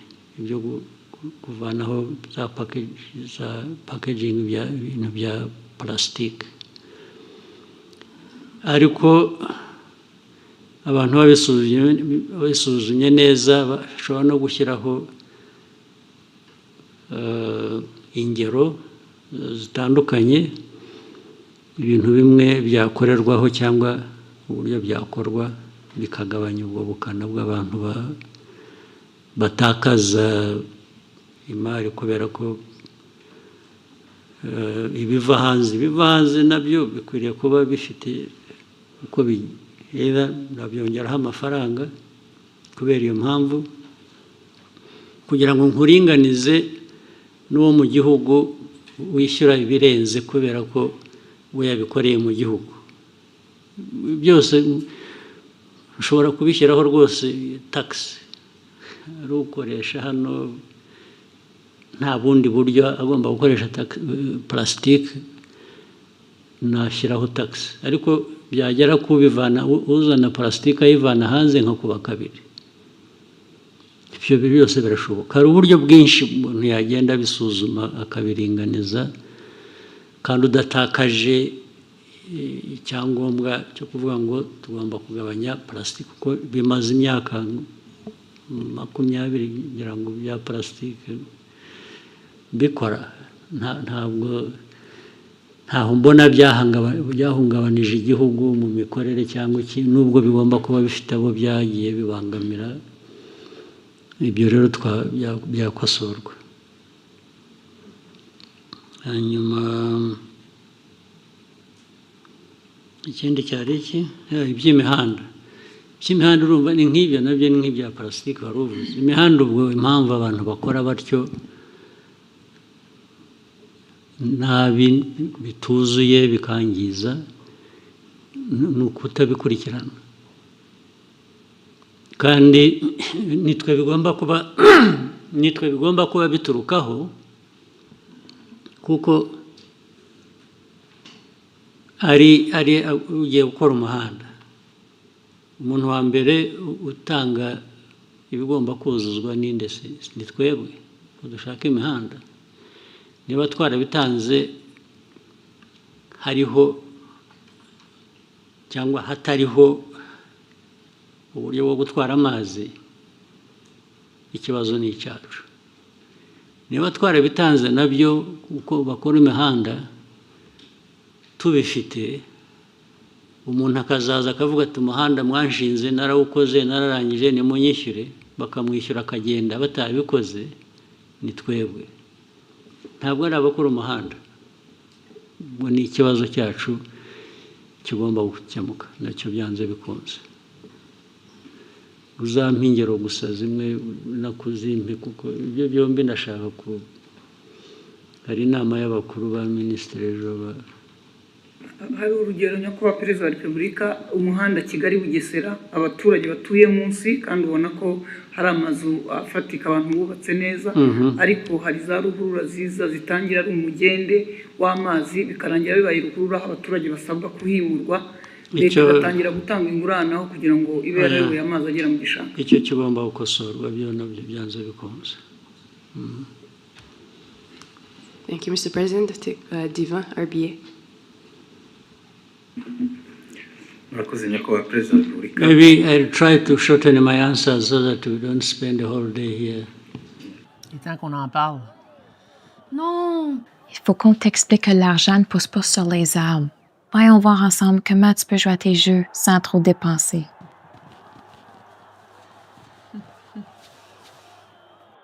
Question. So that we can have more people. Yes, Excellency. Nari nkomoje ku bushakashatsi bwa RGB bugaragaza uburyo abaturage bashima cyangwa banenga inzego z'imiyoborere zitandukanye, aho bugaragaza ko bashima urwego rw'umutekano ku kigero kirenga 90%, ariko byagera ku rwego rwa serivisi runihariye igice kigera hafi kuri 50% by'umusaruro mbumbe w'igihugu ugasanga nicyo gice kinengwa cyane, haba serivisi za leta haba n'iz'abikorera, kuko hamwe urwego rwa serivisi abaturage ubwo kandi namwe murimo nawe urimo n'abandi komeza. Hanyuma nyakubahwa Perezida wa Repubulika, twifuzaga kubabaza, musanga habura iki ngo imitangire ya serivisi haba mu nzego za leta n'iz'abikorera ibe myiza kurushaho, dore ko ari urwego rufashe runini mu cyerekezo cy'iterambere ry'igihugu? Icya mbere, abo batanga serivisi mbi bagomba kwiga kubwirwa kunoza serivisi batanga. Icya kabiri, abanyarwanda muri rusange mukwiriye kwanga guhabwa serivisi mbi ukayishyurira. ukagenda utanavuze ugomba kubyanga. Icya gatatu ni mwebwe kugira ngo tumenye amakuru habeho accountability.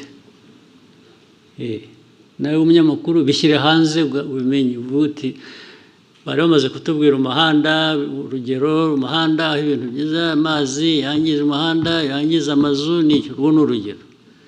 Nawe butaha serivisi mbi wayiguhaye ninde?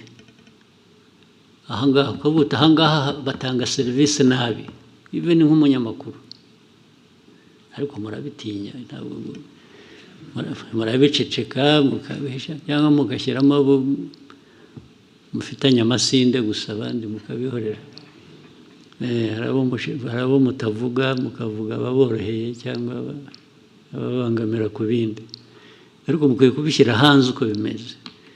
Hanyuma cya kane, inzego za leta zigomba kubikurikirana nazo ndetse ubwazo, kuko zirimo nabwo zitabikurikiranye nabwo bafite abababaza, ubwo bakwiye kubibazwa.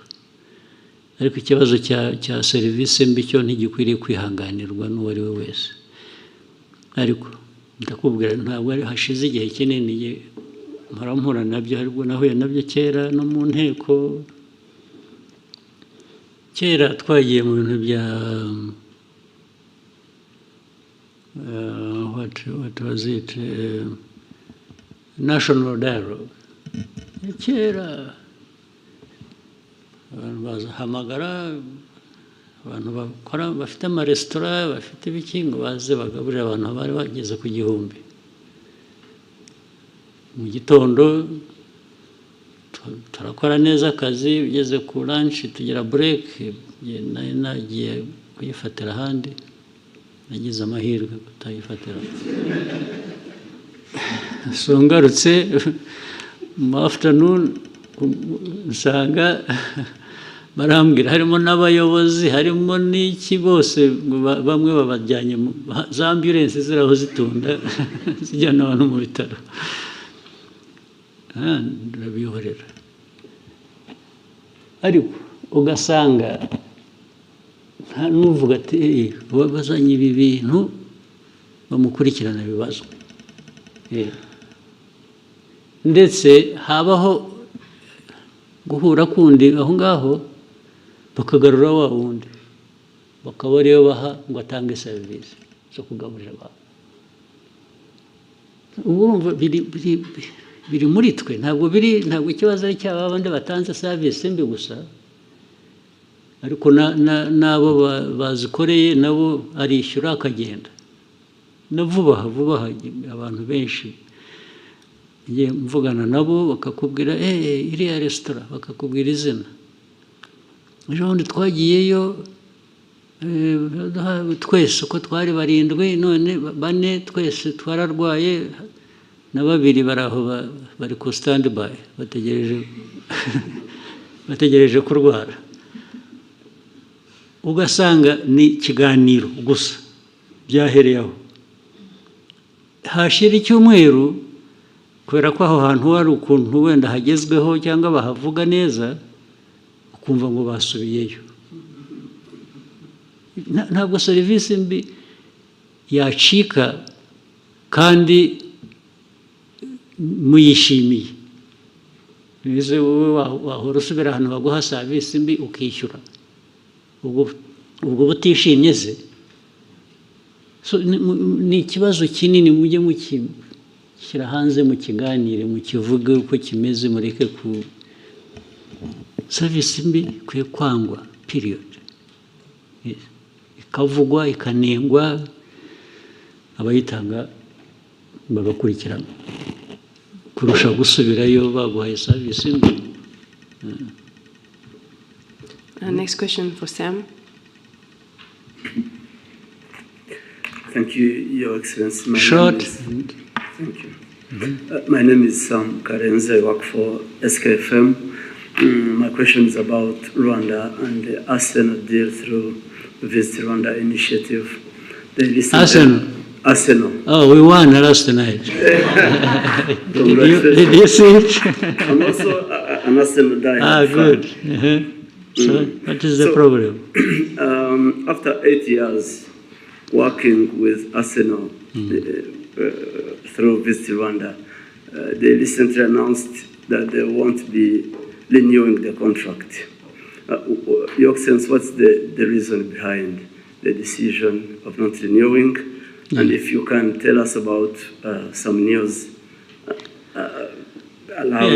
I mean, 8 years is not a short period, I think you understand. Sure. I mean the news around that the decision is this one, I got your point. A result of pressure from European countries but we still have. We have Atletico Madrid, we have PSG. These are European countries. They are based in European countries. So that can't be the issue. But the issue is when maybe sometimes, while for me, and I will continue, it has nothing to do with the contract. I will continue being Arsenal fan, of course. I even go and watch in their stadium football when I have time and so on. But a partnership like that one we had been having for 8 years is a commercial partnership. A commercial partnership can be reviewed on different grounds. Either party may say, I'm not, because it has to be, it was being negotiated every year. It has to be negotiated every season. I mean, not every year. We agree, let's say we negotiate it like today. Maybe it goes 2 years or 3 years. And then you have another one, whatever period people have agreed. It could be a renewal every year. It could be renewal every 2 years or 3. So the reason for renewal is to look at whether new conditions demand different things from either party. I say, no, from my experience for the last contract, we didn't get so much in this area and we can't be paying for it so much. And the other side could say the same. Can we adjust it like that? So in fact, particularly this one, there was a negotiation that went on. There are adjustments to be made in the contract. And our people and theirs disagreed on a particular thing and said, no, we can't have this instead of this, or which you have been having, or which you were demanding to have. And reached a point where they said, okay, instead of disagreeing too much, you may find another partner who will satisfy you if you don't want to listen to our demands. This is really what happened. I know why maybe the politics you are referring to. So you remember again. I think you should learn many things from what we go through.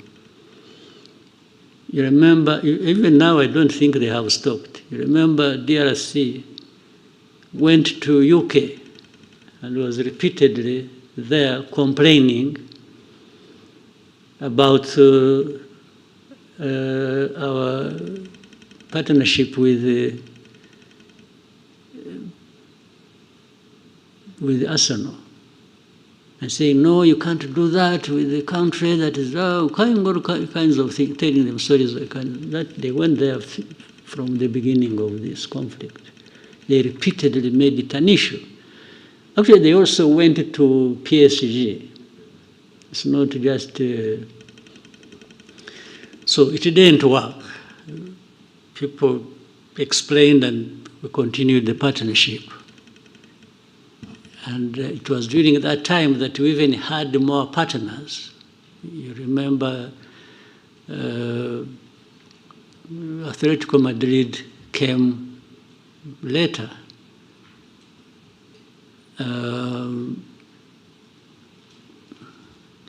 What is interesting, when it failed, when the DRC efforts failed, they started looking for clubs to have partnership with.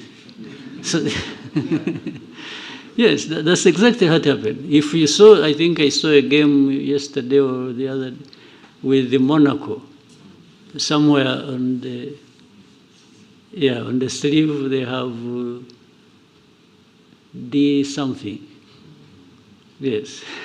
So you can see you are attacking a partnership and you are saying this, da, da, da, da. When you fail, you go looking for a similar thing. So which shows really they were doing it just to malice Rwanda, not because there was anything wrong with this partnership. Unless we want to overstretch it and assume that among the people who have the influence or who are part of the authorities to decide were Tottenham fans. So you can understand they would want to kill this one. So that is what happened. There's nothing dramatic about it. But at the same time, by the way, if this partnership doesn't work, it means we have opportunity with this money, because it is commercial, we are paying, to open up for another partnership somewhere else. You've seen how we've been even going to, as far as the United States, we are having beautiful partnerships with NFL, with NBA, and more will come. Yes. By the time we realize, we are into many other partnerships. Thank you, Mr. President. You've given us more than 2 hours. With your permission, we can take 3 more questions. Let's see here, take some bonus. Oswald. Thank you so much, Your Excellency. Murakoze cyane. Ndagira ngo mbashimire kuri uyu mwanya mumpaye.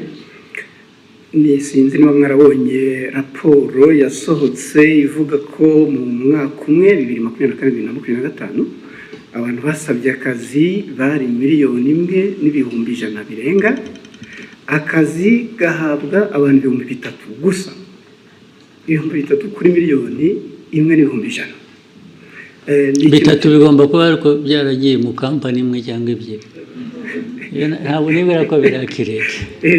Noneho mu mpamvu zimwe zibitera, inzego za leta zimwe zishyira ku isoko imirimo zigakoresha ibizami, abantu bagatsindira akazi ntibabashyire mu myanya. Hanyuma abavuga ni mu nzego za leta. Yego, mu nzego za leta. Inzego za leta hakwiye kubamo n'abakeya kurusha abo ngabo. Hakwiye kubamo bakeya kurusha 3,000. Leta bose barajyamo bashaka iki? 1,000,000 urayishyira muri leta igihe ikora iki? Nyakubahwa Perezida wa Repubulika, ikibazo ntabwo ari uwo mubare w'abakora muri leta, ahubwo abo bavunika bakora ibizamini ntabwo bose babikoze n'abiyandikisha basaba akazi. Ababikoze ntekereza ko bagera muri 500. No kugira ngo baringanize. Ariko harimo imvune, hari abakoresha ibizamini wenda nko mu karere kamwe ka Nyagatare, ugasanga ikizamini kiri kubera Musanze. Hari n'umudepite ejo bundi wavuze ati kugira ngo duce intege abo basaba akazi bakina, hajyaho amafaranga ku bashaka akazi. Ibyo byo ni mismanagement, ni imikorere itariyo. Ibyo nyine babishyira ku murongo, ibyo bishobora gukosorwa, ntabwo ari ikibazo kinini cyane. Hanyuma ikindi Nyakubahwa Perezida wa Repubulika, ibirebana n'insengero, abanyirinsengero basabwe kugira ibyo bavugurura, barabivugurura bashyiramo amafaranga, nabyo bigiye gusaza zitarataha. Iyo bibagewe nta nsengero nafungura nimwe. N'ibyo dukora tubikora nyine byose kugira ngo abantu nayo insengero muri development muri ibi byose twavugaga intambara ziri ku isi na survival y'igihugu, insengero zifitemo uruhare iki? Nazo ziratanga akazi se. They are just cheating. Abenshi they are just cheating. Ariko mubahehe mwebwe. Ngewe ibyo mbona ko ari abantu huzuyemo ububande gusa, kurwana n'ababande bari mu churches nabyo nta mpuhwe mbifitiye na busa rwose. Ariko mwebwe abakoroni barabarindagije namwe murarindagira. Ubu twirwe tuganira ibintu bya church, ibisengero wagiye mujye guhinga mworore mujye gusenga nushaka usengere kuri telefone. Yes. Ibyo churches aho byaturutse ntuhazi churches ziri ahantu hose ziri ahubwo ndetse buriya nuko dushaka gushyira ibintu mu kuri, ntitudashaka guhutaza abantu tugira kwigisha naho hafunzwe. Le vendredi fou commence avec le jeudi rouge. Économisez jusqu'à 60% sur des aspirateurs et plus.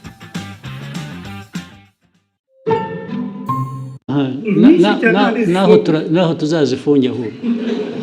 Yes, aho ziri ubwo tuzazifunga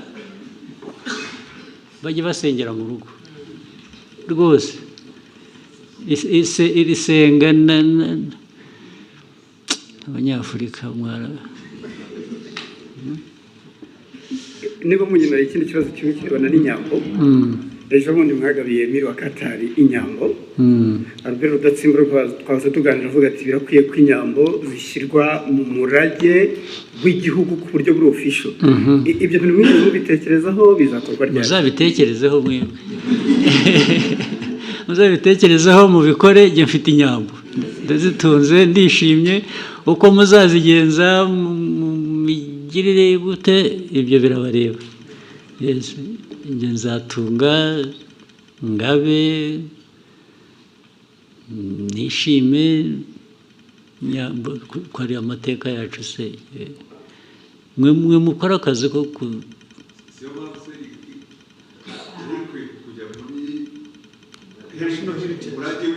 ibyo birabareba. Muzabishyiremo. Ngewe ntabwo ngiye kubishyiriramo kubera ko ndi umworozi. None se ntufite uko communicating na leta? Mwe muzabikurikirana ibyo birabareba. Mukomeze. Next, Bloomberg. Thank you, Mr. President. Ondiro Ganga with Bloomberg News. I just have a couple of things I'd like to hear from you. If we look at gold prices, they've hit an all-time high in the market. In the context of Rwanda, IMF projects that by the end of the year, gold is going to account for half of your export revenue, about $2 billion by the end of this year. But in the same breath, we have seen sanctions, particularly from the EU, on the country's main smelter, Kasabo, and some of its executives. So in lieu of the sanctions, what is Rwanda currently doing with its gold? And maybe if you can broaden out that conversation for me, what is the importance of gold in Rwanda's economy? And do you have specific plans to develop the gold industry? Thank you very much. Do you want to advise those who are applying sanctions? I'm saying, do you want people to add more sanctions to stop that, or what? No, I want to know if you're not selling it to the EU, because Rwanda also has a really big deal, about $900 million mineral deal with the EU. Yeah. So if they're off the table, if that is frozen, what is currently happening? There's nothing frozen. There's nothing frozen. You know what they sanctioned? They are individuals who led that refinery. But the refinery operates, right? So that I don't misquote you, Rwanda is still selling its gold to the EU? It's selling gold to the market. Whether EU the Gulf region or United States? I don't know whether I understand, I'm getting your question properly. But there is definitely gold. We have gold here, by the way. Do you know it? You know a place called Miove?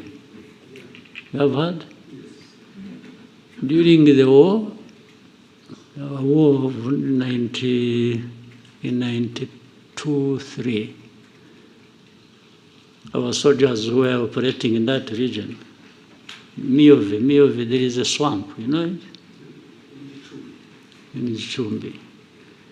Our fighters woke up and found some stones they didn't know flowing along the river, and they picked that stuff. And in fact, we sold it, sent it through to Uganda, sold it. It bought us, we were able to buy some meals for a week. Just from the gold we picked. The mining still goes on artisanal, and now they are doing deep exploration to see if there is gold in Nyamagabe area, near Nyungwe. A lot of gold comes from there, and so on and so forth. Then more gold comes from, and gold has been coming through here or sold here from Congo as it goes through Burundi or goes through Uganda. So there's nothing particular about gold and Rwanda that people should blah, blah, blah about. Even the refinery, but you know the sanctions, if you followed, the sanctions, they sanctions 2 individuals. What does that have to do with gold?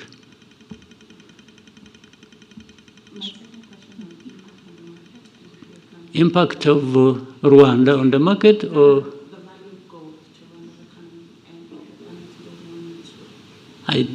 well, it must be there. I haven't calculated it, but the impact must be positive, must be there relative to the price of gold going up. I've been seeing it is now at around 4,000. Yes, 4,000 plus dollars per ounce, I think. That's huge.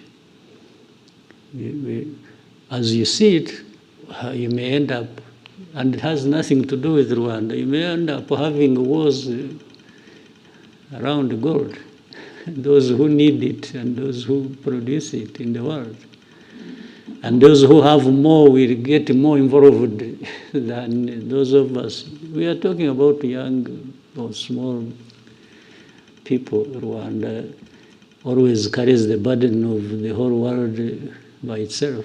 You know, there are people doing everything, even in a worse form than probably we're accused of, but they prefer to point at Rwanda for everything. Can you imagine Rwanda being a point of reference to do with this global network of gold trade? You get it clearly that it is politics, it is geopolitics, it is some nastiness that goes on every day. Otherwise, how does Rwanda really surface in all this? Thank you, Mr. President. Someone else want yes, to? One last question from Jackie. Thank you very much. Your Excellency, my name is Jackie Lumbasi. I host the Real Talk on RTV. And Your Excellency, what I do on this program is try to bring out the person behind the title. There's a former Prime Minister who was once asked what was the toughest part about his job, and he said the toughest part of his job was parenting his son. And to someone else, they would think when you're a president or you're a prime minister, that should be the hardest job. I would love to hear from you as a parent. So in this case, putting aside the president, I would love to talk to PK, the father, the grandfather. If you've ever had to struggle with anything as a parent, what would that be? And then with the grandchildren growing, I wonder if you're picking them from school, dropping them there. What have they done lately that got you smiling? Some of the images that I've seen online of you, the most beautiful images are those of you around your family. So clearly, the family means a lot to you. And so as you also talk to Rwanda's young people about preserving what we have built as a country, protecting what we have, someone could think maybe you're not talking to your children as well. They could try to put them on the side. As you watch your granddaughters grow and the many other grandchildren that will come, how would you like them to view Rwanda's transformational journey and the role that their grandfather has played? Thank you, Your Excellency. That sounds like a long story to tell. But, well, thank you to in any case, bring it up and reference that. My family, whether immediate or the generations springing from that, first and foremost, the central part of me and what I do and how I do it, but above all, I enjoy it. I enjoy family. I don't find any problems except running around with children so they don't break their legs or fingers or something, but it's all enjoyable, 100%. But in doing that, you want your own children or those from them, as they grow up, to just be decent people in their lives. Decent meaning the core part being what is expected of them in society and by so. But also making their own mistakes and owning up and growing with the purpose that they can live and lead in the society where they grow up in. They must have some bearing, the bearing being the Rwanda, the family, so we would, and for those ones, other than the grandchildren, the children, we once in a while we have a discussion around that.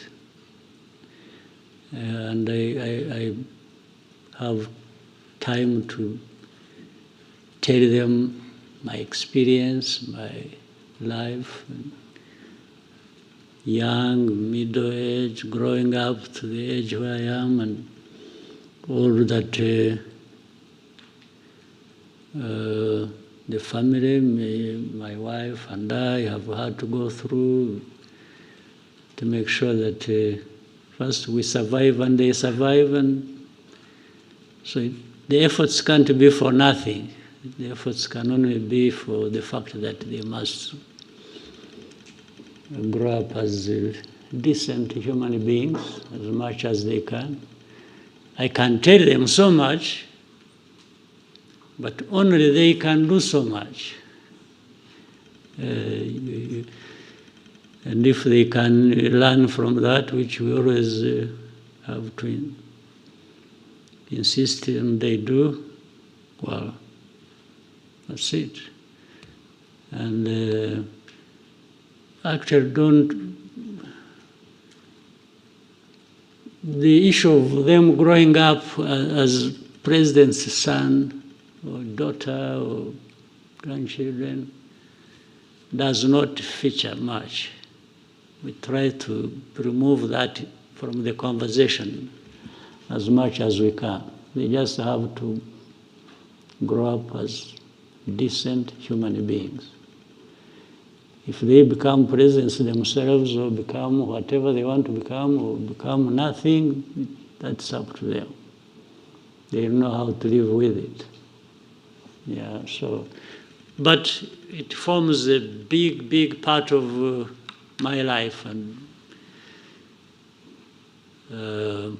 it feeds into the energy to do what I can do, and without a doubt. One other person, maybe? Thank you, Mr. President. These two, now they are four. Some of them are raising for the second time. No, not for the second time, no. We can go to Jadot. Murakoze Nyakubahwa Perezida wa Repubulika. Biriya abantu mwagarutseho Nyakubahwa Perezida wa Repubulika muri iyi minsi, ahubwo nyuma ya COVID biragaragara ko intambara zishingiye ku kwigwizaho imitungo zongeye kuba nyinshi. Ingaruka zimwe za hafi ni uko ibikomoka kuri peteroli birimo guhenda, ibihugu nk'icyacu bidakora ku nyanja, ndetse tukaba twinjiza byinshi birenze bisohoka. Cost of living Nyakubahwa Perezida wa Repubulika irimo irazamuka. Nkaba mvuga nti ko bigaragara ko ibyinjira mu gihugu birimo bihagera bihenze, ibikomoka kuri peteroli bigahenda, mu kubigura umunyarwanda ku isoko ibiciro bikaba bitoroshye, ingamba nzibacyuho za leta y'u Rwanda zo mu gihe gito cyangwa se ku buryo burambye zaba ari izihe Nyakubahwa Perezida wa Repubulika? Usibye ibyo bibazo biriho kandi bimwe byumvikana tugomba guhora dushakira umuti, reka tubanze tunahere gusubiza amaso inyuma urebe aho tuvuye n'aho tugeze, n'ubukungu actually buhora bukura buri mwaka. Ubu turi mu ba mbere ku isi bafite ubukungu bukura, nuko ari igihugu cyangwa ari ubukungu bukeya gusa. Ntabwo ari igihugu kinini, ntabwo ari ekonomi nini, igihugu gitoya, ariko ubukungu bwacu buhora bukura buri mwaka. N'umwaka ushize n'uyu nguyu biragaragara ko turagenda tujya hejuru iteka ya 7.7%. Ntabwo ntawe ukwiye kwibwira ko biva ku busa. Niyo urebye n'imibereho y'abaturage mu myaka 20 ishize yakomeje irushaho, abaturage umubare wabo uriyongera, ariko n'imibereho yabo igenda yiyongera, byaba buhoro gato, byabaho byihuta, ariko biriyongera, ntabwo bisubira inyuma. Ibijyanye rero n'ibyo bijyanye n'ubukungu ku buryo bw'ibyinjira ibisohoka bavugaga, ingamba ya mbere ni ukugira ngo ibyo twohereza hanze birute ibyo tuvana hanze, nibyo byatuzamurira ubukungu kurusha. Tugatubura agaciro, tugatubura n'ubwinshi bw'ubukungu. Izo nizo ngamba. Buri kintu cyose dukora biva mu bintu byinshi bitandukanye. Iyo ugiye kureba no mu bukerarugendo, igihugu gisurwa, abantu bava hanze mu mwaka ngira ngo ushize barenze miliyoni n'ibihumbi 300 cyangwa 400, amafaranga avuyemo arenga miliyoni 600. Ibi byose ni ibintu dushaka ko bikomeza gukora. This team's out of juice. Gonna need a new play, Jack. Put Gemini in. Help me safely jumpstart this car with this one. Okay, I see the engine. Let's start. Now we're talking. Where does this cable go? That goes on the engine block. It's the moment of truth. Pencil in the clutch. Google Pixel 10. Even better on Bell. Biva hanze bukaza bwubaka ibyo dukora mu gihugu. Hari ibintu byinshi tumaze kunyuramo byari bikwiye kuba bitwigisha uko dukwiriye kuba tubikora. Icyo navuga rero ni ugukorana, ni ugukorera hamwe, ni kugira ngo abaturage n'abatwumva bumve ko ingorane zo zirahari ariko inzira irahari yo kuzivamo, kandi hari ibikorwa bigereranyije ndetse n'ahandi usanga turi mu ba mbere bagenda bagerageza gukora ibishoboka. Thank you, Mr. President. We may take one last one from Fola. I think you have to do a lot of Tombora. Thank you, Mr. President. My name is Fola from the Radio Masterclass, Lagos, Nigeria. I want to ask you a question, sir, about women. So in many African countries, women That struggle. must be easy question. I'm sure that it is. So it's about women and access to reproductive health. I have been in Rwanda for 3 years now, and I have seen from personal experience that Rwanda has actually made significant progress in expanding access, because I can confirm that IUDs that are costing women in some of the countries as much as $300 have been given in hospitals for free here. So my question is, what deliberate policies and investments or institutional reforms did Rwanda do for this to be possible, and what steps would you urge other African leaders to take if they want to replicate this success in making sure that women have this affordable reproductive health services for women? Thank you, sir. Well, I don't want to advise anybody for avoidance of being misunderstood. But the first thing is for people to have in their minds, one, importance of women as a big part of their society, their population, and make sure that you look at the whole population and you look at the different categories of that population, where it is the young people, it's the women, it's men, that is the starting point. And as long as you put, in some cases you may look at the population, you say, oh, you want your population to be this, to do this, but at the same time you are just doing the ordinary thing, and in most cases you are just thinking about men, because they are the ones who are even at the top there thinking and doing things, as in some cases due to the imbalance we have had in our politics and society. But if you think of women and their specific needs, but also build their involvement around that, you will get the rest right. Therefore, in thinking about good health for your population,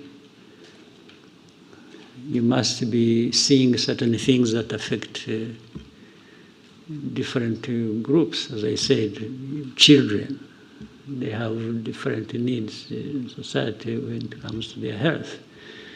Then we can say men, but particularly women in this case, and so on and so forth, so that you go fixing. But you are here looking at them under health, but the society that you are managing and that you have to do the best for. This is where it starts from. If you don't start from here, the rest goes wrong. Yes, and so for those who would want to share anything with us, and some of the things we do, we've learned from other people as well, from different places, from about different aspects. We learn very quickly from other people, and then so that is, there's nothing so much technical about it in isolation. It is just thinking about health, thinking about your people, thinking about women, and as you think about the rest, the children and the rest, and then you go into these categories and say, what are the specific needs? So under that umbrella and the budget and so on, you break down and create resources for each aspect. That's all you do.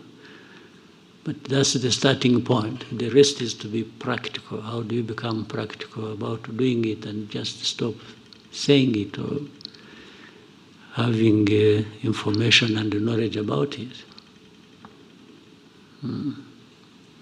Thank you, Mr. President. Was there someone who really, how urgent is it? I think we can start with them at the next press conference. The ones I have not asked. Who is this? Okay, let's hear from.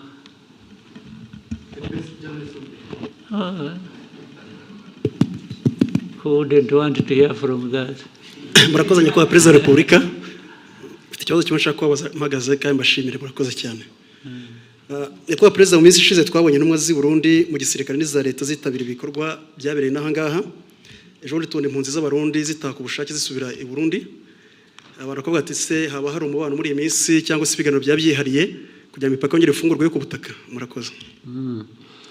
Nta gufungura imipaka iracyameze nk'uko yari imeze, nta kirafunga. Ariko twebwe na mbere hose no gufunga kw'iyo mipaka nta uruhare u Rwanda rubifitemo at all. Abarundi nibo bahisemo gufunga imipaka, ndetse turababwira ngo aho bazashakira gufungura, twebwe ntabwo twigeze dufunga. Ndetse n'ubu hari abava i Burundi bakaza hano, hari abantu bava hano bakajya i Burundi, hari abagenda na Rwanda, sinzi niba ikijyayo, bagenda so. Ariko hagati aho muri uko gushakisha twabana dute birenze ibi birushijeho kuba byaba byiza, abantu baravugana, twe nta na rimwe tugize dushaka guturana kugira abaturanyi tutameranye neza, ariko bijya biba biraba, n'ubu birahari, ariko muzakurikirane neza ntabwo byigeze biduturukaho na rimwe. Niyo mpamvu ndetse kugenda no kugaruka rimwe na rimwe, twe nta abantu iyo bashakiye baraza, bashakiye baragenda. Nabo aba impunzi niba duha za UNHCR cyangwa abandi bakorana n'impunzi bakaza bakavugana nabo, niba hari abumva bamaze kurambirwa ubuhunzi bashaka gusubira iwabo, twe tubaha UNHCR ikabatwara. Ntabwo twagumisha hano ashaka gutaha, n'ubundi yaje hano atari uko tubazanye, ahubwo ni uko bahuye n'ibibazo iwabo bagashaka kugira ngo baze babe hano. Nta kintu gishya rero kindi. All right. Thank you, Mr. President. Thank you very much.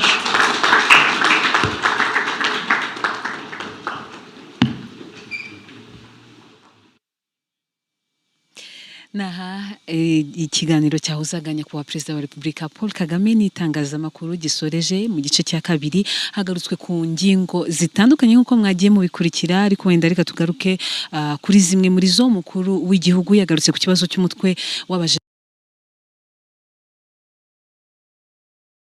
It's time. At last. Now streaming. Can you point me in the right direction? On Disney Plus. Ay,